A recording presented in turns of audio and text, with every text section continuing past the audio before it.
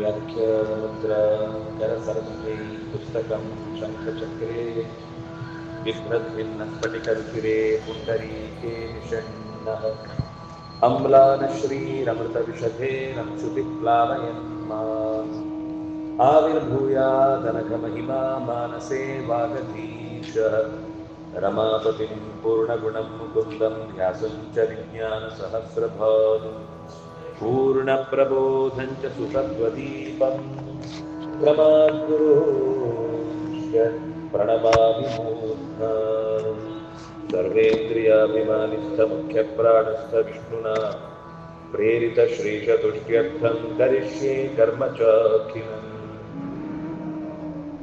चित्रैः पदैश्च गम्भीरैर्वाक्यैर्मानैरखण्डितैः गुरुभावं व्यञ्जयन्ती भाति श्रीजयतीर्थवाक्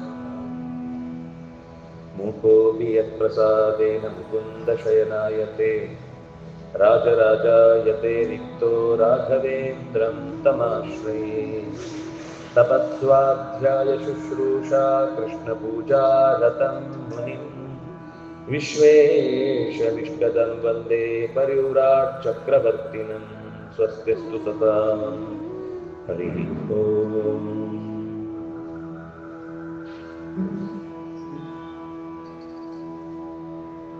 ಶಾಸ್ತ್ರದ ಪ್ರಪಂಚವನ್ನು ಪ್ರವೇಶಿಸುವಾಗ ಅದರಲ್ಲೂ ಮುಖ್ಯವಾಗಿ ತತ್ವವಾದದ ಸುಳಿಯಿಂದ ಅಥವಾ ತತ್ವವಾದದ ವಿಶೇಷ ಚಿಂತನೆಯಲ್ಲಿ ತೊಡಗಬೇಕು ಅಂತ ಬಯಸುವುದಾದರೆ ಅವನಿಗೆ ಮುಖ್ಯವಾಗಿ ಬೇಕಾದುದು ಆಚಾರ್ಯರ ಸರ್ವಮೂಲ ಗ್ರಂಥಗಳು. ಆಚಾರ್ಯರು ಕೂಡ ಸ್ವತಃ ತನ್ನ ಸ್ವಂತ ವಿಷಯ ಅಂತ ಯಾವುದನ್ನು ಹೇಳಲಿಲ್ಲ, ಅದು ಯಾರೂ ಹೇಳಲ್ಲ. ಯಾಕೆಂದ್ರೆ ವ್ಯಾಸೋಚ್ಚಿಷ್ಟಂ ಜಗತ್ ಸರ್ವ, ಏನೇ ಹೇಳಿದ್ರು ಕೂಡ ಅದು ವೇದವ್ಯಾಸರು ಹೇಳಿದ್ದು.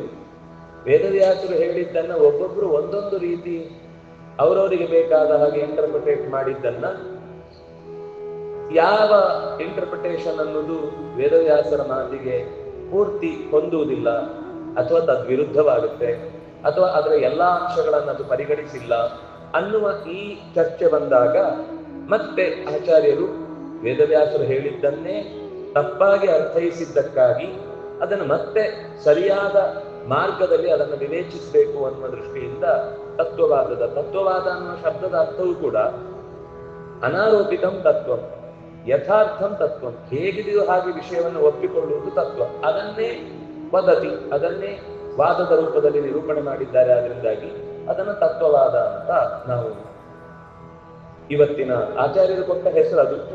ಆಮೇಲೆ ಅರ್ಥ ಆಗ್ಲಿಕ್ಕೆ ಸುಲಭ ಆಗುತ್ತೆ, ನೆನ್ಪಿಟ್ಕೊಳ್ಳಿಕ್ಕೆ ಸುಲಭ ಆಗುತ್ತೆ ಅನ್ನೋ ದೃಷ್ಟಿಯಿಂದ ದ್ವೈತ ದರ್ಶನ ಅಂತ ಶುರುವಾಯಿತು. ಆದ್ರೆ ಆಚಾರ್ಯರು ತನ್ನ ಕೃತಿಗೆ ಎಲ್ಲೂ ಕೂಡ ತನ್ನ ಗ್ರಂಥದ ಸಮೂಹಕ್ಕೆ ಅಥವಾ ಒಂದು ದರ್ಶನದ ಪ್ರಕಾರಕ್ಕೆ ದ್ವೈತ ದರ್ಶನ ಅಂತ ಹೆಸರು ಕೊಡ್ಲಿಲ್ಲ. ಆಚಾರ್ಯರ ಕೊಟ್ಟ ಅದಕ್ಕಿಂತ ಪೂರ್ವದಲ್ಲಿದ್ದು ಮಾಯಾವಾದ, ಅದಕ್ಕೆ ಉತ್ತರವಾಗಿ ಬಂದದ್ದು ತತ್ವವಾದ. ಅದು ಹೇಗೆಂದ್ರೆ ಲೋಕದಲ್ಲಿ ಅದ್ವೈತ ದರ್ಶನ, ವಿಶಿಷ್ಟಾದ್ವೈತ ದರ್ಶನ ಅಂತ ಆ ಶಬ್ದಗಳ ಪ್ರಾಸವನ್ನ ಗಮನಿಸಿ ಒಂದು ದ್ವೈತ ದರ್ಶನ ಅಂದ್ರೆ ಇಲ್ಲೂ ಕೂಡ ಭೇದವನ್ನ ಹೇಳ್ತಾರೆ ಅನ್ನುವ ದೃಷ್ಟಿಯಿಂದ ಎರಡಿದೆ ಅನ್ನೋದನ್ನು ಒಪ್ಪಿಕೊಂಡಿದ್ದಾರೆ ಅನ್ನೋದಕ್ಕೋಸ್ಕರ ಅದು ರೂಢಿಗೆ ಬಂತು. ಆದ್ರೆ ಅದು ಮೂಲದಲ್ಲಿ ಆಚಾರ್ಯರು ಕೊಟ್ಟ ಹೆಸರಲ್ಲ ಅಂತ ಗೊತ್ತಿದ್ರೆ ಸಾಕು. ಹೇಳುವಾಗ ನಾವು ಅರ್ಥ ಆಗ್ಬೇಕು ಅಂದ್ರೆ ಹಾಗೆ ಹೇಳ್ಬೇಕಲ್ವಾ. ನಿಮ್ಗೆ ಯಾವ ಶಬ್ದ ಹೇಳಿದ್ರೆ ಬೇಗ ಅರ್ಥ ಆಗುತ್ತೋ ನಾನು ಅದರ ಮೂಲಕ ಹೇಳ್ಬೇಕು. ಆದ್ರೆ ಆಚಾರ್ಯರು ಕೊಟ್ಟ ಹೆಸರು ಏನು ಅನ್ನೋದು ನನಗೆ ಗೊತ್ತಿರಬೇಕು ಅನ್ನೋ ದೃಷ್ಟಿಯಿಂದ ಆ ಶಬ್ದವನ್ನು ಹೇಳಿದ್ರು.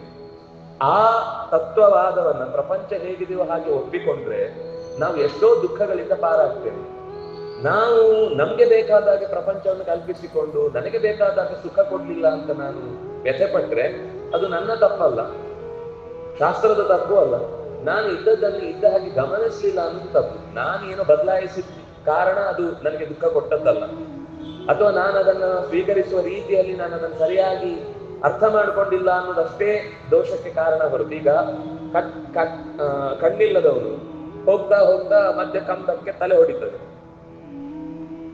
ಆಗ ಅವನು ನೀನ್ ಯಾಕೆ ಮಧ್ಯ ಬಂದಿದ್ದೀನಿ, ಕರುಡ ಅಲ್ಲ, ನೀನ್ ಸೈಡಿಗೆ ಹೋಗ್ಬೇಕು ಅಂದ್ರೆ ನಿನ್ನ ಕುರುಡುತನ ಅನ್ನೋದು ದೋಷ ಹೊರತು ಕಂಬ ಅಲ್ಲಿ ದೋಷ ಅಲ್ಲ. ಕಂಬ ಮೊದಲಿಂದನೂ ಇದೆ.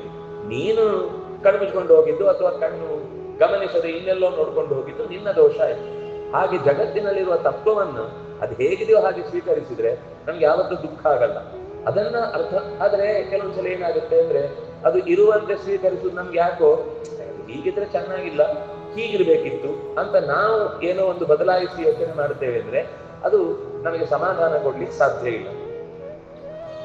ಅಂದ್ರೆ ಆ ಅಂಶದಲ್ಲಿ ನಮಗೆ ಜಗತ್ತಿನ ಅಸ್ತಿತ್ವವನ್ನ ಸರಿಯಾಗಿ ಅರ್ಥ ಮಾಡಿಕೊಳ್ಳಿಕ್ಕೆ ಮತ್ತು ಜಗತ್ತಿನ ಅಸ್ತಿತ್ವವನ್ನ ನಮಗೆ ಅರ್ಥ ಆಗುವಂತೆ ಮಾಡಿಕೊಟ್ಟ ತತ್ವವನ್ನು ಅರಿಯಲಿಕ್ಕೆ ನಮಗೆ ಯಾವ ದಾರಿ? ನಿನ್ನೆ ನಾವು ಆ ವಿಷಯದಲ್ಲಿ ಸ್ವಲ್ಪ ಚರ್ಚೆ ಮಾಡಿದ್ವಿ. ಒಂದೋ ಕಾಣಬೇಕು, ಒಂದೋ ಊಹಿಸ್ಬೇಕು, ಒಂದೋ ಇನ್ಯಾರಾದ್ರೂ ಕಂಡವರು ಹೇಳಿದೆ. ಯಾಕೆಂದ್ರೆ ನಮ್ಗೀಗ ಕಾಣ್ಲಿಕ್ಕಿಲ್ಲ, ಹಿಂದೆ ಯಾರೋ ಕಂಡದ್ದಿತ್ತು, ಅವರ ಮಾತನ್ನ ಕೇಳಿ ನಾವು ಊಹಿಸ್ಬೇಕು. ಆಗ ಜಗತ್ತಿನಲ್ಲಿ ಒಪ್ಪಿಕೊಳ್ಳಿಕ್ಕೆ ಸಾಧ್ಯವಾಗುವುದು ಅಂದ್ರೆ ಕಣ್ಣಿಗೆ ಕಾಣದ ಸಂಗತಿಗಳನ್ನು ಒಪ್ಪಲಿಕ್ಕೆ ಸಾಧ್ಯವಾಗುವುದು ಪ್ರತ್ಯಕ್ಷದಿಂದಲೂ ಅಲ್ಲ, ಅನುಮಾನಗಳಿಂದಲೂ ಅಲ್ಲ. ಅನುಮಾನ ಅಂದ್ರೆ ಊಹೆ, ತರ್ಕ, ಅದರಿಂದನೂ ಅಲ್ಲ. ಅದು ವೇದದಿಂದ ಸಾಧ್ಯ ಅಂತ ಇವತ್ತು ನಾವು ಯೋಚನೆ ಮಾಡ್ಬೇಕಂದ್ರೆ ವೇದ ಯಾಕೆ ಹೊರಟಿತು, ಸೂತ್ರ ಯಾಕೆ ಹೊರಟಿತು, ಭಾಷ್ಯ ಯಾಕೆ ಹೊರಟಿತು, ಅನುವ್ಯಾಖ್ಯಾನ ಯಾಕೆ ಬಂತು, ನ್ಯಾಯಸುಧಾ ಯಾಕೆ ಬಂತು ಅನ್ನುವ ಒಂದು ಹಿನ್ನೆಲೆಯನ್ನು ನಾವು ನೋಡ್ತಾ ಹೋಗ್ಬೇಕು. ಅಂದ್ರೆ ನ್ಯಾಯಸುಧಾ ಅನ್ನುವ ಕೃತಿ ಅದು ಸ್ವತಂತ್ರ ಕೃತಿ ಅಲ್ಲ. ನಾವು ಹಿಂದೆ 2-3 ಸಂಗತಿಗಳನ್ನು ನೋಡಿದ್ವಿ. ಈಗ ವಾದಾವಳಿ ಮತ್ತು ಪ್ರಮಾಣ ಪದ್ಧತಿ ಮತ್ತು ಪದ್ಯಮಾಲ, ಇದು 3 ಅವರ ಸ್ವತಂತ್ರ ಕೃತಿ. ಇನ್ನುಳಿದ ಎಷ್ಟೋ 18 ಕೃತಿಗಳು ಅಂತ ನಾವು ನೋಡುವುದು ಎಲ್ಲವೂ ಕೂಡ ಆಚಾರ್ಯರ ವ್ಯಾಖ್ಯಾನಕ್ಕೆ ವಿವರಣೆ, ಅದನ್ನ ಟೀಕಾ ಅಂತ ಕರೀತಾರೆ. ಆದ್ರಿಂದಾಗಿ ಅವರನ್ನ ಇಡೀ ದೇಶದಲ್ಲಿ ಎಷ್ಟು ಟೀಕೆಗಳಿದ್ರು ಕೂಡ, ಟೀಕೆಗಳು ತುಂಬಾ ಇದೆ. ನಮ್ಗೆ ಕನ್ನಡದ ಟೀಕೆ ಅಲ್ಲ, ಕನ್ನಡದ ಟೀಕೆ ಅಂದ್ರೆ ಒಂಥರ ಟೀಕೆ ಟಿಪ್ಪಣಿ ಮಾಡುದು, ಅವರನ್ನ ಏನ್ ಹೇಳಿದ್ರು ಉಲ್ಟಾ ಮಾತಾಡುದು ಅನ್ನೋ ತರದೊಂದು ಅರ್ಥ ಬಂದು ಬಿಟ್ಟಿದೆ.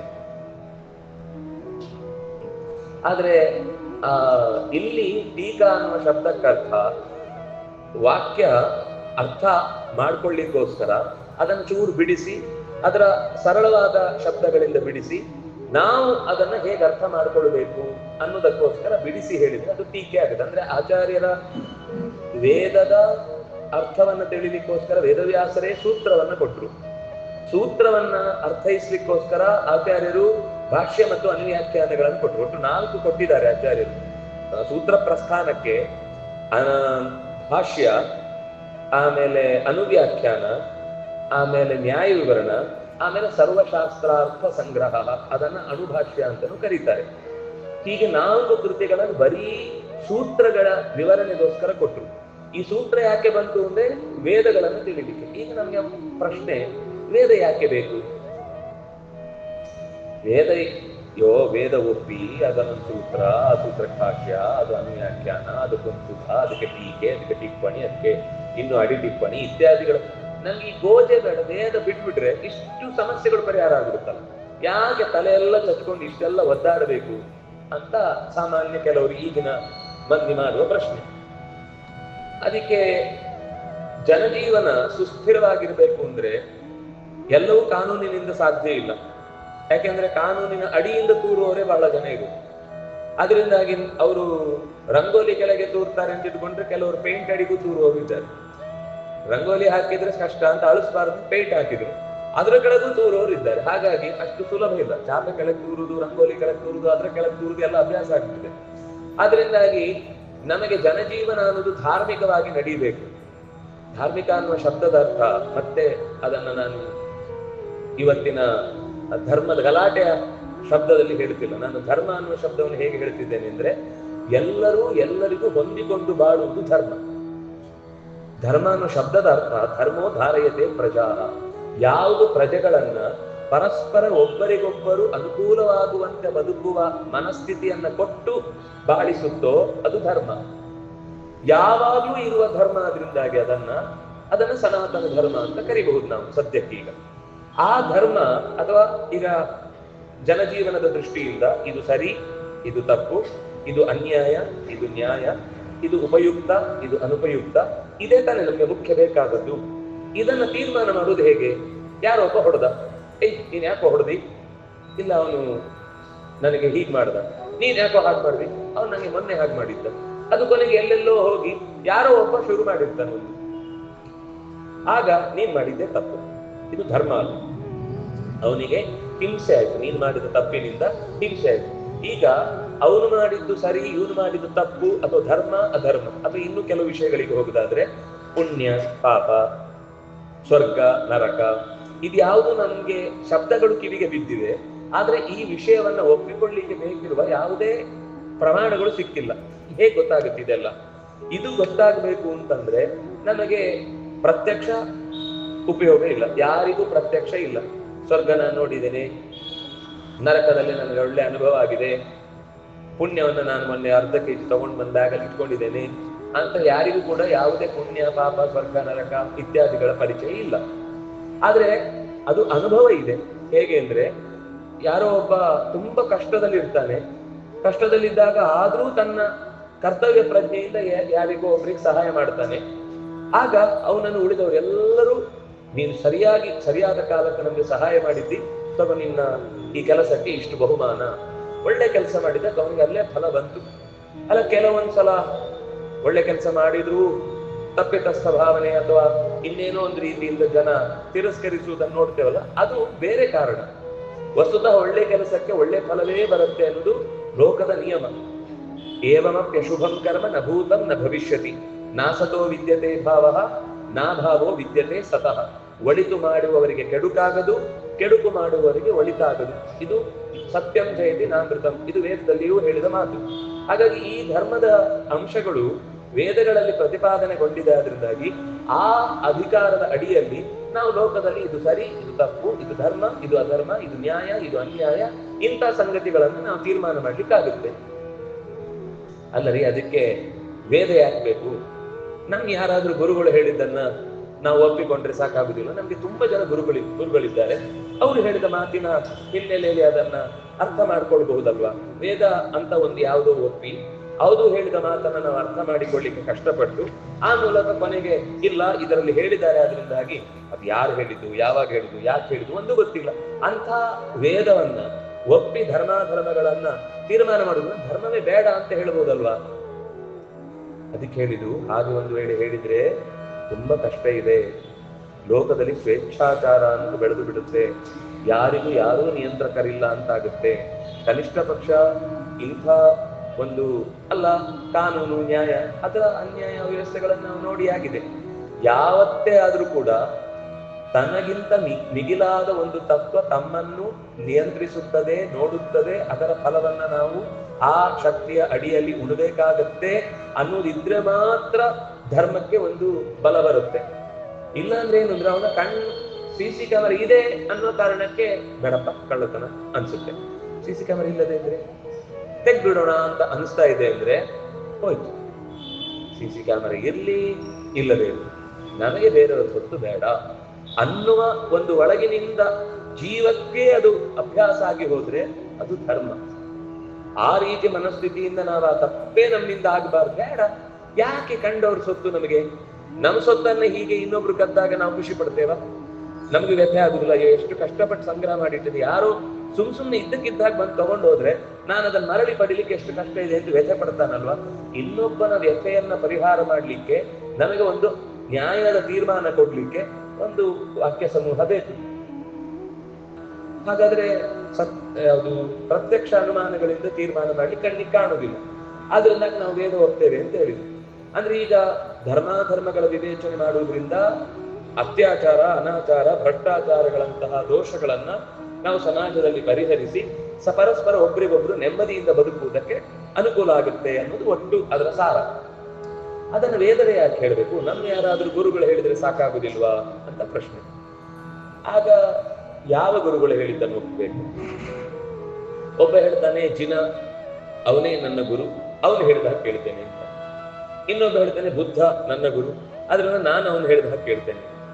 ಸಾಂಖ್ಯಶಾಸ್ತ್ರದ ಪ್ರವರ್ತಕನಾದಂತಹ ಈಶ್ವರ ಕೃಷ್ಣ ನನಗೆ ಗುರು, ಅವನು ಹೇಳಿದ ಕೇಳ್ತೇನೆ ಇನ್ನೊಬ್ಬ ಅಂತ.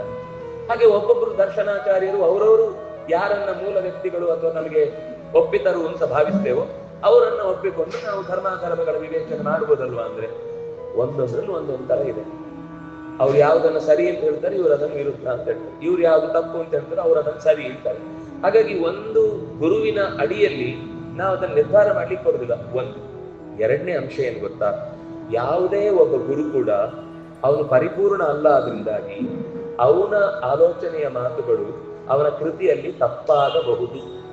ಅಥವಾ ಅವನು ಬರೆದಿರ್ತಾನೆ ಅಂದ್ರೆ ಆ ಬರವಣಿಗೆಯಲ್ಲಿ ಅವನ ವೀಕ್ನೆಸ್ ಅವನ ಬರವಣಿಗೆಯಲ್ಲಿ ಬರುತ್ತೆ. ಈಗ ನಾವೇ ಎಷ್ಟೋ ಸರ್ತಿ ಯಾವುದೋ ಒಂದು ನಿರ್ಧಾರವನ್ನು ಬರೆದಿಟ್ರೆ ಅವ್ರ ಮನೆಯಲ್ಲಿ ಹಾಗೆ ಸಮಸ್ಯೆ ಆಗಿದೆ ಕಾಣುತ್ತೆ, ಅದಕ್ಕೆ ಅವನು ಹಾಗೆ ಬರ್ದ ಅಂತ ನಾವು ಹೇಳ್ತೇವೆ. ಲೋಕದಲ್ಲಿ ಎಲ್ಲೂ ಅನುಭವ ಇಲ್ಲ, ಆದ್ರೆ ಅವ್ನು ಬರ್ದ ಅಂದ್ರೆ ಅವ್ನ ಮನೇಲಿ ಏನೋ ಪ್ರಾಬ್ಲಮ್ ಇದೆ, ಅದಕ್ಕೆ ಅವನು ಹಾಗೆ ಬರ್ದ. ಅವರವರ ಮಾನಸಿಕ ದೋಷಗಳು ಅವರವರ ಮಾತಿನಲ್ಲಿ ಅವರವರ ಬರವಣಿಗೆಯಲ್ಲಿ ಕಾಣುತ್ತೆ. ಅದರಿಂದಾಗಿ ನೀವು ವ್ಯಕ್ತಿಗತವಾದ ದೋಷವನ್ನ ವಾಕ್ಯದಲ್ಲಿ ಕಾಣುತ್ತೇವೆ ಅಂತಂದಾಗ ಅದನ್ನ ಅಂದ್ರೆ ಧರ್ಮವನ್ನ ತೀರ್ಮಾನ ಮಾಡ್ಲಿಕ್ಕಿರುವ ವಾಕ್ಯ ಅಂತ ಹೇಳಲಿಕ್ಕೆ ಬರುವುದಿಲ್ಲ. ಒಂದು ಸಮಸ್ಯೆ ಹಲವಾರು ವಿಷಯಗಳು ಹಲವಾರು ವ್ಯಕ್ತಿಗಳಲ್ಲಿ ಹಲವಾರು ತರ ಎಲ್ಲಿ ಸರಿ ಅಂತ ಅನ್ಕೊಳ್ತೇವೆ ಅದು ಒಂದ್ ಕಡೆ ವಿರುದ್ಧ, ಒಂದ್ ಕಡೆ ಸರಿ ಅಂತ ಅನ್ನೋದು ಇನ್ನೊಂದ್ ಕಡೆ ವಿರುದ್ಧ. ತಕ್ಕ ಕಾಲದಲ್ಲಿ ತಕ್ಕ ದೇಶದಲ್ಲಿ ಅದನ್ನ ವಿರೋಧಿಸಿ ಮಾತನಾಡುವುದಿದೆ. ನಮ್ಮ ಪ್ರಕಾರ ಇದು ಸರಿ ಇಲ್ಲ. ಈಗ ಸಾಂಖ್ಯರು ದೇವರನ್ನೇ ಒಪ್ಪಲ್ಲ, ಮೀಮಾಂಸಕರು ದೇವರನ್ನೇ ಒಪ್ಪಲ್ಲ, ಬೌದ್ಧರು ದೇವರನ್ನೇ ಒಪ್ಪಲ್ಲ. ಅವರಿಗೆಲ್ಲ ಆ ಉಳಿದ ಪ್ರಾಪಂಚಿಕವಾದ ವಿಷಯಗಳಲ್ಲೇ ನಾವು ಹೇಳ್ತೇವೆ ದೇವರು ಅಂತೇವೆ, ಅದೊಂದು ಹೇಳಲೇ ಇಲ್ಲ. ನೀವು ಅವನನ್ನು ಗುರು ಅಂತ ಹೇಳಿದ್ರೆ ಅವನು ಹೇಳಿದ ಮಾತಿನ ಪ್ರಕಾರ ಜಗತ್ತು ಶೂನ್ಯ, ಏನು ಇಲ್ಲ. ನಮ್ಗೆ ದೇವರು ಬೇಕು ಅಲ್ಲ. ನಾವು ಸರ್ವಜ್ಞನಾದ ಒಬ್ಬ ಗುರುವನ್ನ, ಈಗ ಈ ಗುರುಗಳು ಸರ್ವಜ್ಞರಲ್ಲ, ಆದ್ರಿಂದಾಗಿ ನನಗೆ ಅವರು ಹೇಳಿದ ಮಾತುಗಳಲ್ಲಿ ನಿರ್ಣಯ ಮಾಡ್ಲಿಕ್ಕೆ ಆಗ್ತಿಲ್ಲ. ಸರ್ವಜ್ಞನಾದ ಒಬ್ಬ ಗುರುವನ್ನು ಒಪ್ಪೋಣ. ಹಾಗೆ ಎಲ್ಲರೂ ಹೇಳ್ತಾರೆ ನಮ್ ಗುರು ಸರ್ವಜ್ಞ, ನಮ್ ಗುರು ಸರ್ವಜ್ಞ, ನಮ್ ಗುರು ಸರ್ವಜ್ಞ. ಎಲ್ಲರೂ ಅವ್ರವ್ರ ಗುರುಗಳನ್ನ ನಮ್ ಗುರುಗಳು ಸರ್ವಜ್ಞ ಅಂತಾರೆ. ಪ್ರಾಬ್ಲಮ್ ನಾಟ್ ಸಾಲ್ವ್, ಸಮಸ್ಯೆ ತೀರ್ಮಾನ ಪರಿಹಾರ ಆಗ್ಲೇ ಇಲ್ಲ. ಸರಿ, ಹಾಗಾದ್ರೆ ಗುರುಗಳು ಬೇಡ, ನಾವು ದೇವರೇ ಹೇಳಿದ್ದು ಅಂತ ಇಟ್ಕೊಳ್ಳೋಣ. ದೇವ್ರು ಈಗ ತೀರ್ಮಾನ ಆಗುವುದಕ್ಕೋಸ್ಕರ ಈ ವೇದ ಹೋಗ್ತಾ ಇರೋದು. ಈ ವೇದಗಳಿಂದಲೇ ದೇವರನ್ನು ನಾವು ಅರ್ಥ ಮಾಡ್ಬೋದು. ಯಾಕೆಂದ್ರೆ ದೇವರು ಕೂಡ ಪ್ರತ್ಯಕ್ಷ ಸಿದ್ಧ ಅಲ್ಲ, ಅನುಮಾನ ಸಿದ್ಧವೂ ಅಲ್ಲ. ಅದು ವೇದದಿಂದಲೇ ಸಿದ್ಧ ಆಗುದು ಅನ್ನೋದಕ್ಕೋಸ್ಕರ ನಾವು ವೇದ ಹೇಳಿಕ್ ಹೊರಟದ್ದು. ಯಾಕಂದ್ರೆ ವೇದ ಅನ್ನುವುದೇ ವೇದಾಖ್ಯೇವೈನಂ ಗಮಯತಿ, ವೇದಗಳೇ ಅವನನ್ನ ಸರಿಯಾಗಿ ತಿಳಿಸ್ಲಿಕ್ಕೆ ಸಾಧ್ಯ. ನಾವು ನಿನ್ನೆ ನೋಡಿದ್ವಿ, ತಂದೆಯ ಸರಿಯಾದ ಪರಿಚಯ ಕೊಡುವವಳು ಮಗುವಿಗೆ ತಾಯಿ. ಹಾಗೆ ಜಗತ್ತಿನ ತಂದೆಯಾದ ಭಗವಂತನ ಪರಿಚಯ ಕೊಡುವುದು ವೇದ ಮಾತೆ. ಹಾಗಾಗಿ ವೇದ ಮಾತೆಗೆ ಇನ್ನೂ ಪರಿಚಯ ಕೊಡಬೇಕು. ನೀವು ಮೊದಲೇ ದೇವರೇ ಹೇಳಿದ್ದಾದ್ರಿಂದ ವೇದ ಪ್ರಮಾಣ ಅಂದ್ರೆ, ವೇದ ಯಾಕೆ ಪ್ರಮಾಣ ಅಂದ್ರೆ ದೇವ್ರು ಹೇಳಿದ್ದು, ಈ ದೇವ್ರು ಯಾಕೆ ಪ್ರಮಾಣ ಅಂದ್ರೆ ವೇದ ಹೇಳಿದ್ದು. ಈ ಓತಿಕಾಟಕ್ ಬೇಲಿ ಸಾಕ್ಷಿ ಅಂತ ಒಂದು ಗಾದೆಯಲ್ಲ, ಒಂದಕ್ಕೊಂದು ಇನ್ನು ತೀರ್ಮಾನ ಆಗದೆ ಇದ್ದಾಗ ನೀವು ದೇವರು ಪ್ರಮಾಣ ಅಂತ ಹೇಳ್ಬೇಕಾದ್ರೆ ವೇದ ಬೇಕು, ವೇದ ಪ್ರಮಾಣ ಅಂತ ಹೇಳ್ಬೇಕಾದ್ರೆ ದೇವರು ಬೇಕು. ಇದು ಎರಡು ಸಿದ್ಧ ಆಗಿ ನೀವು ಹೇಗೆ ಪ್ರಮಾಣ ಅಂತ ತೀರ್ಮಾನ ಮಾಡಿ ಹೇಳ್ತೀರಿ? ಅದನಿಗೆ ನೀವು ದೇವರಿಂದ ವೇದ ನಿರ್ಮಾಣ ಆಯ್ತು, ರಚನೆ ಆಯ್ತು, ಆದ್ರಿಂದ ಪ್ರಮಾಣ ಹೇಳಲಿಕ್ಕೆ ಆಗುದಿಲ್ಲ. ಹಾಗಾದ್ರೆ ದೊಡ್ಡ ಪ್ರಾಬ್ಲಮ್ ಆಯ್ತು ಇದು. ಇನ್ನು ಹಾಗಾದ್ರೆ ನಾವು ವೇದವನ್ನ ಬಿಟ್ಬಿಡೋಣವಾ, ಯಾಕಪ್ಪ ಈ ರಗಳೆ ಅಂತ? ಅದಕ್ಕೆ ಇಲ್ಲ ಅಂದು. ಯಾಕೆಂದ್ರೆ ಲೋಕದಲ್ಲಿ ಧರ್ಮಾಧರ್ಮಗಳಿವೆ. ಋಷಿಗಳು ಆ ಮಂತ್ರಗಳನ್ನ ಕಂಡದ್ದಿದೆ. ಮತ್ತೆ ಅದು ದೇವರು ರಚನೆ ಮಾಡಿದ್ದಲ್ಲ, ಸ್ವತಃ ದೇವರೇ ಹೇಳ್ಕೊಂಡಿದ್ದಾನೆ, ನಾನು ವೇದವನ್ನ ರಚನೆ ಮಾಡ್ಲಿಲ್ಲ. ವೇದಾಂತ ಕೃತ್ ವೇದ ವಿದೇವ ಚ ವೇದವಿತ್, ನಾನು ವೇದವನ್ನು ತಿಳಿದಿದ್ದೇನೆ ಹೇಳಿದ ಹೊರತು ವೇದವನ್ನ ರಚಿಸಿದ್ದೇನೆ ಹೇಳಲಿಲ್ಲ. ಪುರಾಣಗಳನ್ನು ರಚಿಸಿದ್ದು ವೇದವ್ಯಾಸರಿಗೆ ಅವರ ಕ್ರೆಡಿಟ್ ಕೊಡ್ತಾರೆ. ಸೂತ್ರಗಳನ್ನು ರಚಿಸಿದ್ದಕ್ಕೆ ವೇದವ್ಯಾಸರಿಗೆ ಕ್ರೆಡಿಟ್ ಇದೆ. ಆದ್ರೆ ವೇದ ರಚಿಸಿದ್ದಕ್ಕೆ ಯಾರಿಗೂ ಕ್ರೆಡಿಟ್ ಇಲ್ಲ. ವೇದ ಇದೆ, ಬರೆದವ್ರು ಯಾರು ಇಲ್ಲ. ಈಗ ಒಂದು ಸುಮ್ಮನೆ ಯೋಚನೆ ಮಾಡಿದ್ರೆ ಯಾವುದೇ ಒಂದು ಕೃತಿ ಒಂದು ಕಾಲದ ಪರಂಪರೆಯಲ್ಲಿ ಓದ್ತಾ ಬಂದದ್ದು ಯಾರು ಬರೆದಿದ್ದು ಅಂತ ಅವರ ಪೂರ್ವದವರಿಗೆ ಗೊತ್ತಿದೆ.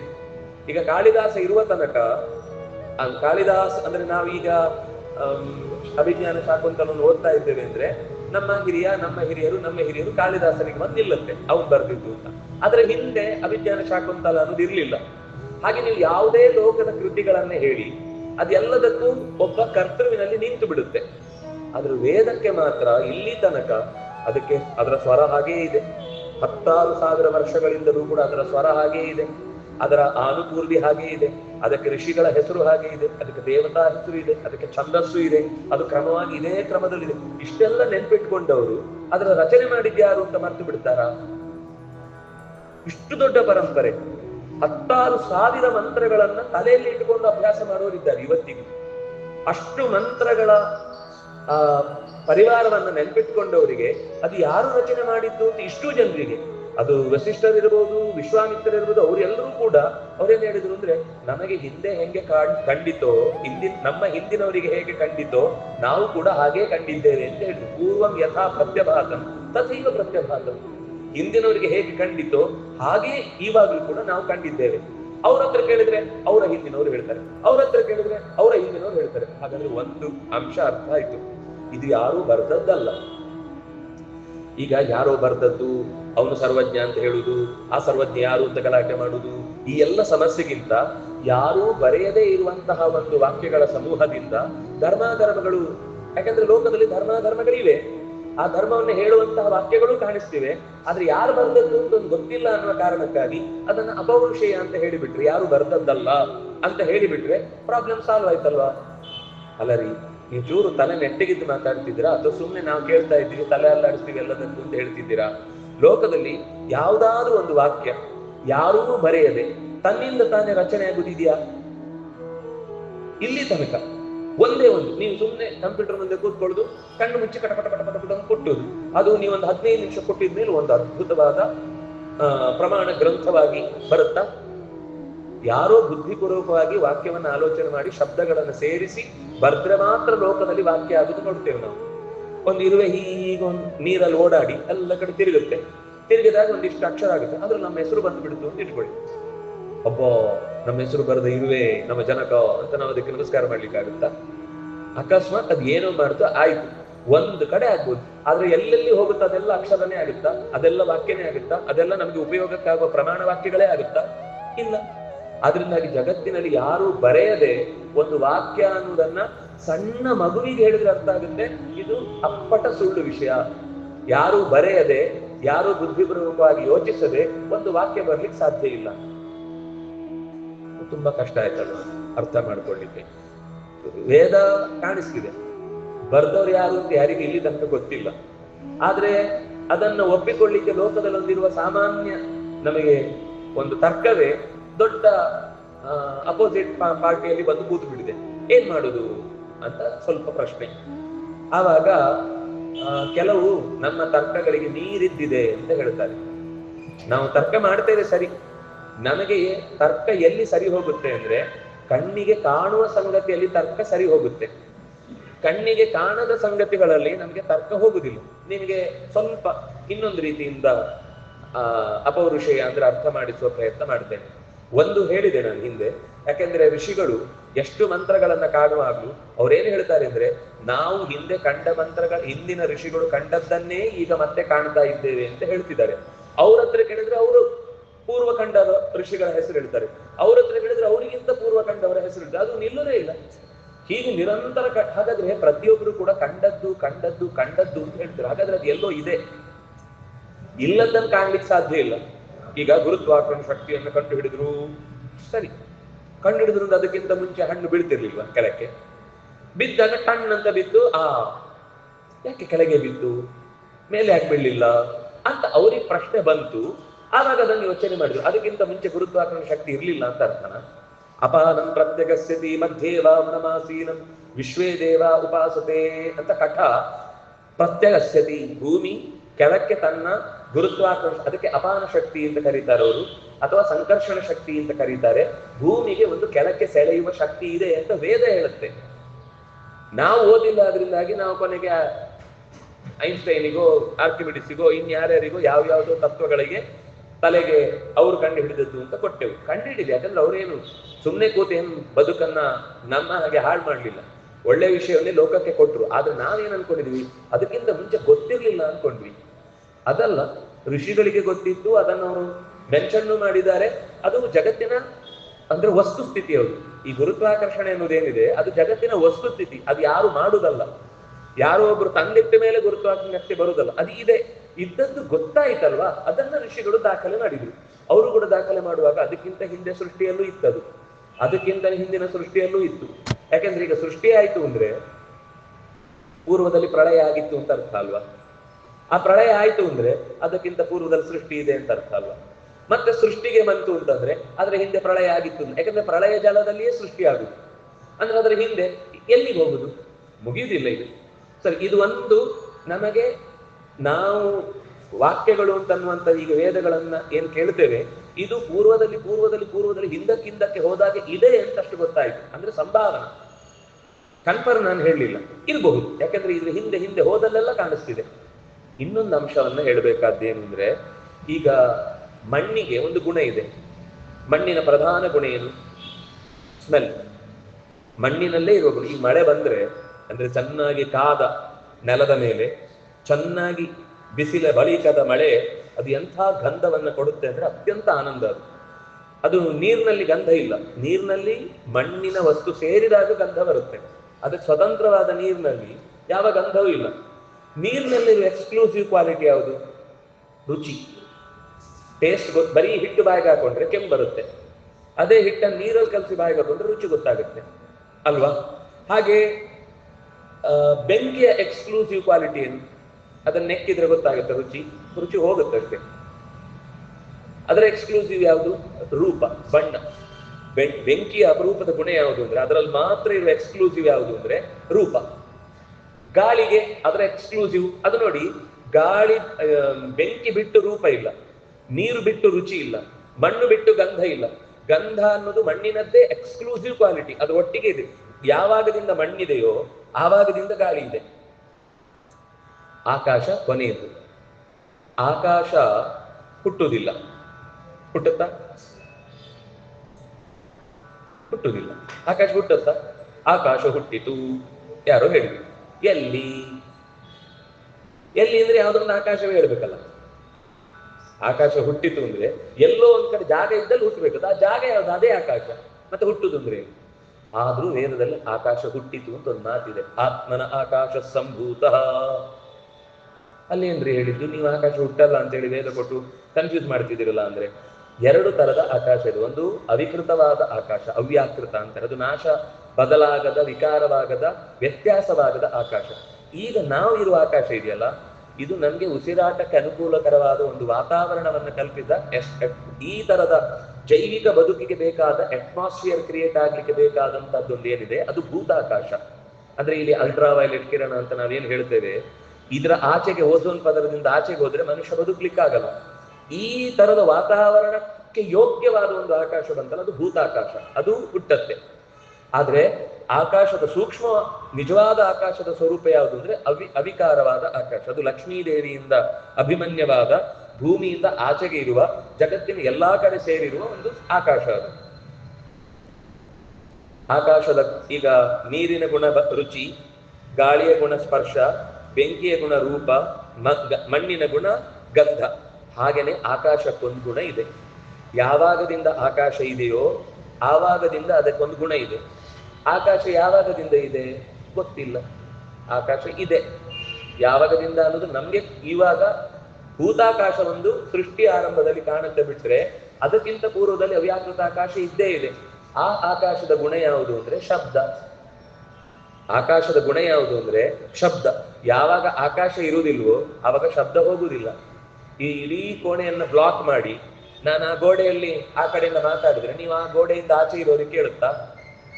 ಕೇಳಲ್ಲ. ಆದ್ರೆ ಇದು ಇಡೀ ಮಧ್ಯದಲ್ಲಿ ತಡೆ. ಅದಕ್ಕೆ ಸಹಕಾರ, ಗಾಳಿ ಸಹಕಾರ ಕೊಡುತ್ತೆ, ತರಂಗಾಂತರಗಳ ಮೂಲಕ ಕೊಡುತ್ತೆ ಅಂತ ಒಂದು ಅದಕ್ಕೆ ಸಂಬಂಧ ಇದೆ. ಆದ್ರೆ ಆಕಾಶ ಇದ್ರೆ ಮಾತ್ರ ನಮಗೆ ಶಬ್ದ ಅನ್ನೋದು ಹರಿಲಿಕ್ಕೆ ಸಾಧ್ಯ ಆಗುತ್ತೆ. ಅದು ಆಕಾಶದ ಎಕ್ಸ್ಕ್ಲೂಸಿವ್ ಗುಣ. ಹಾಗಾದ್ರೆ ಆಕಾಶ ಹುಟ್ಟಲಿಲ್ಲ ಅಂದ್ಮೇಲೆ ಶಬ್ದ ಎಲ್ಲಿಂದ ಹುಟ್ಟಬೇಕು? ಶಬ್ದವೂ ಇದೆ. ಆ ಶಬ್ದ ಯಾವುದು ಅಂದ್ರೆ ಇಡೀ ಜಗತ್ತಿನ ಕಾನ್ಸ್ಟಿಟ್ಯೂಷನ್. ಅದು ಸೃಷ್ಟಿಯಾಗುವುದು ಹೇಗೆ, ಅದು ಸ್ಥಿತಿ ಬರುವುದು ಹೇಗೆ, ಪ್ರಳಯ ಆಗುವುದು ಹೇಗೆ, ಆ ವ್ಯವಸ್ಥೆಗನುಗುಣವಾಗಿ ಭಗವಂತ ಸೃಷ್ಟಿ ಮಾಡ್ತಾ ಹೋಗ್ತಾನೆ. ಅದರ ಮಾತನ್ನ ವ್ಯತ್ಯಾಸ ಆಗ್ಲಿಕ್ಕೆ ಬಿಡುವುದಿಲ್ಲ. ವೇದ ಅನಾದಿ ಕಾಲದಿಂದ ಅನಂತ ಕಾಲದವರೆ ಈ ಜಗತ್ತಿನ ಸೃಷ್ಟಿ, ಸ್ಥಿತಿ, ಲಯ ಇತ್ಯಾದಿ ಕಾರ್ಯಕ್ರಮಗಳು ಹೇಗಾಗಬೇಕು ಅಂತ ಮ್ಯಾನ್ಯುವಲ್ ಆಗಿ ಪ್ರಪಂಚದ ಪ್ರತಿಯೊಂದು ಕಾಲದಲ್ಲೂ ಮತ್ತೆ ಮತ್ತೆ ಅದು ಋಷಿಗಳಿಗೆ ಬೇಕು ಅಂತಂದಾಗ ಅವರು ಟ್ಯೂನ್ ಆದಾಗ ತೆಗೆದುಕೊಡುತ್ತೆ. ಕೊಟ್ಟಾಗ ಜಗತ್ತಿನ ಅಸ್ತಿತ್ವವನ್ನು ಅರ್ಥ ಮಾಡಿಕೊಂಡು, ದೇವರನ್ನು ಅರ್ಥ ಮಾಡಿಕೊಂಡು, ತನ್ನ ಸಾಧನೆ ಮಾಡಿಕೊಂಡು ಬಿಡುಗಡೆಯ ದಾರಿಯನ್ನು ಹೊಂದುತ್ತಾನೆ.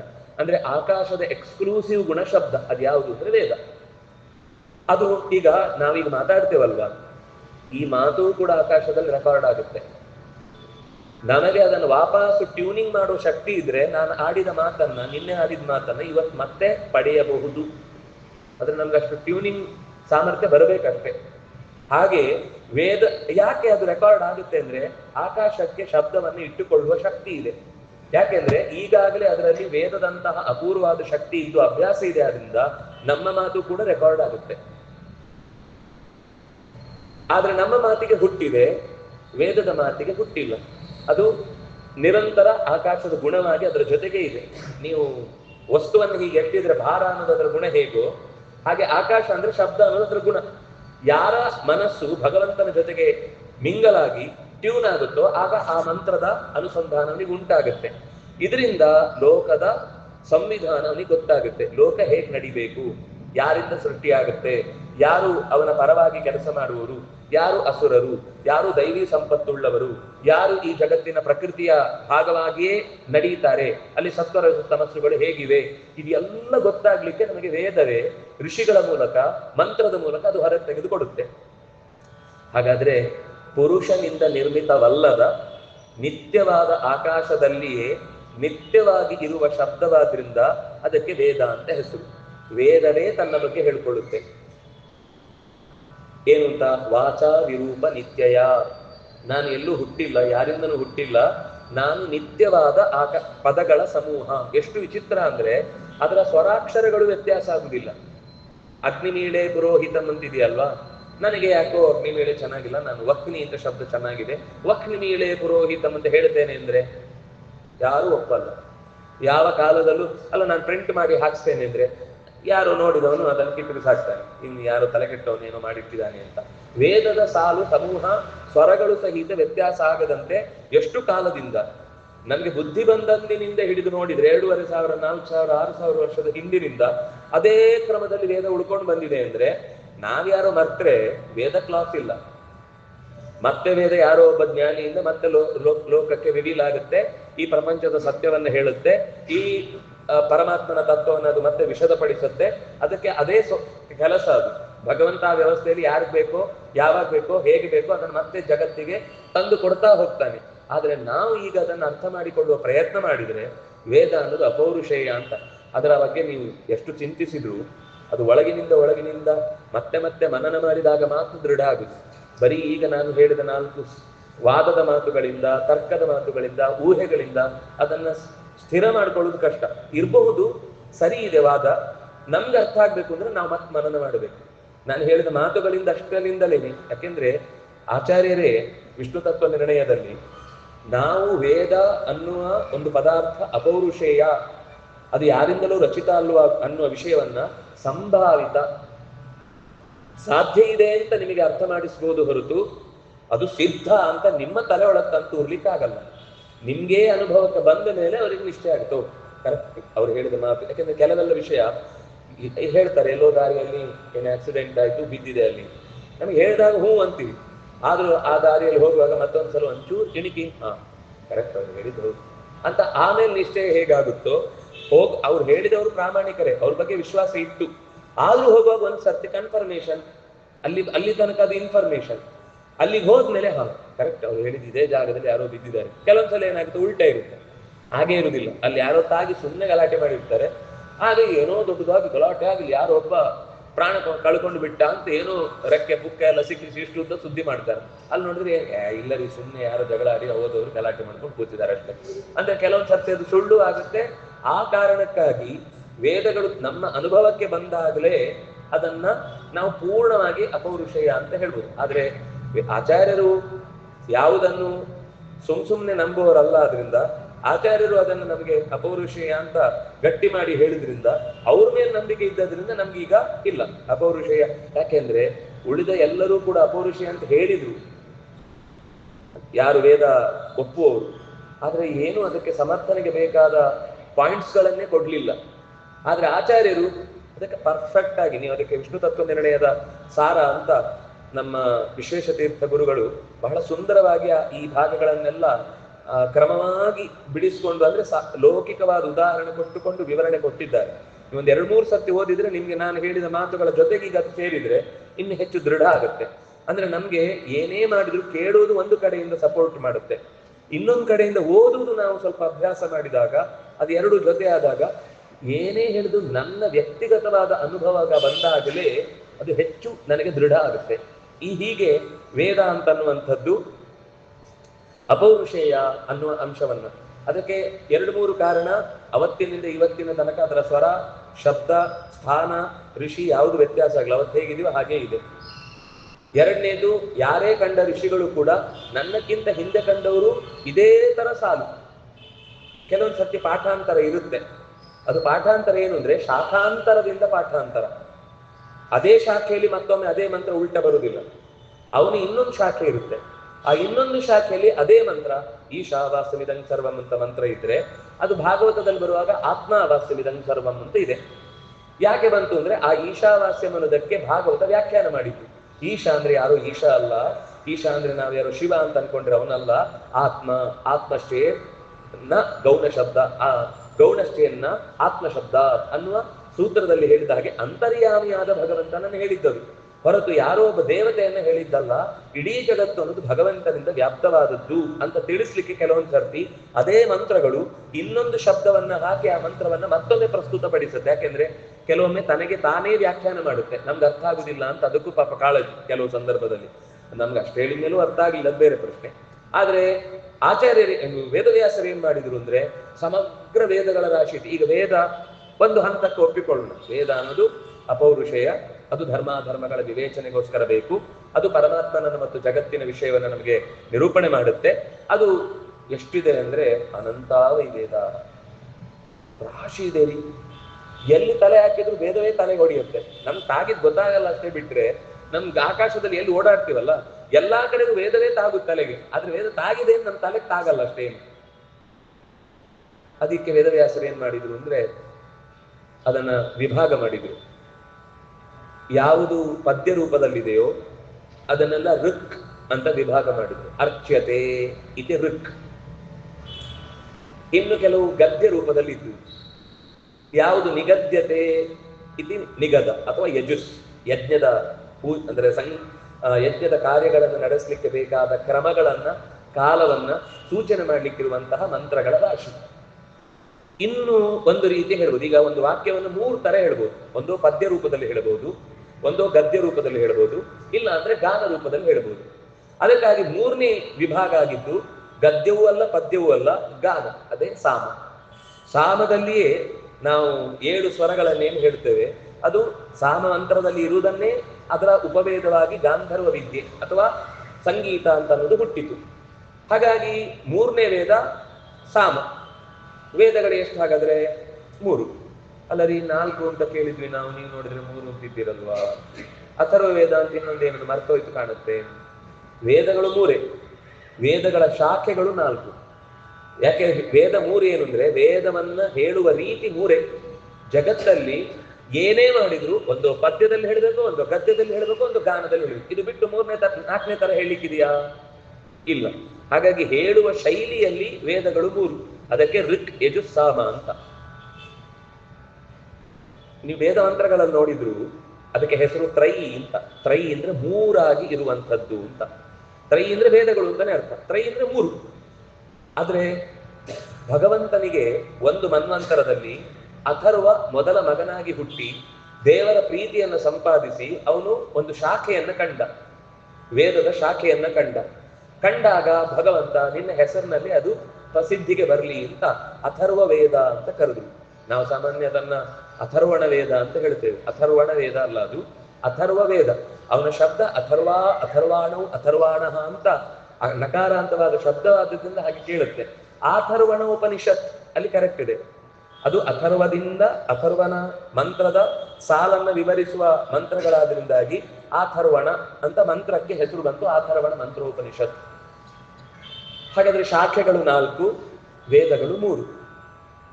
ಅದರಲ್ಲಿ ಮತ್ತೆ ಋಗ್ವೇದದಲ್ಲಿ 24 ಶಾಖೆ ಇದೆ. ಶಾಕಲ ಭಾಷ್ಕಲ ಇವತ್ತು 2 ಉಳಿದಿದೆ, ಇನ್ನ 22 ಎಲ್ಲೋ ನಷ್ಟವಾಗಿ ಹೋಗಿದೆ. ಯಜುರ್ವೇದದಲ್ಲಿ 101, ಇವತ್ತೊಂದು 5-6 ಇದೆ. ಯೂಸ್ ಮಾಡುದು 2. ಕೃಷ್ಣ ಯಜುರ್ವೇದ, ಶುಕ್ಲ ಯಜುರ್ವೇದದಲ್ಲಿ ಕಪಿಷ್ಠಲ ಇಲ್ಲ, ತೈತ್ರಿಯ ಸಂಹಿತ, ಮಾಧ್ಯಂಧಿನ ಸಂಹಿತ ಅಂತ 2 ಬಳಸ್ತೇವೆ. ಉಳಿದಿದ್ದೆಲ್ಲ ಇವತ್ತು ಲುಪ್ತ ಆಗಿದೆ. ಕಾಥಕ ಇದೆ, ಕಪಿಷ್ಠಲ ಇದೆ, ತೈತ್ತರಿಯ ಇದೆ, ಮಾಧ್ಯಂದಿನ ಇದೆ, ಇನ್ನೊಂದು ಯಾವುದೋ ಇದೆ. ಒಟ್ಟು 6 ಉಳ್ಕೊಂಡಿದೆ ಇವತ್ತು. ಅದು 2 ಉಪಯೋಗದಲ್ಲಿಲ್ಲ. ಹಾಗಿದ್ರೆ ಅಲ್ಲಿಗೆ 101, 24, 125 ಆಯ್ತು. 1000 ಶಾಖೆಗಳು ಸಾಮವೇದಕ್ಕೆ. ಅದು ಗಾನ ಪದ್ಧತಿ ಅಲ್ವಾ.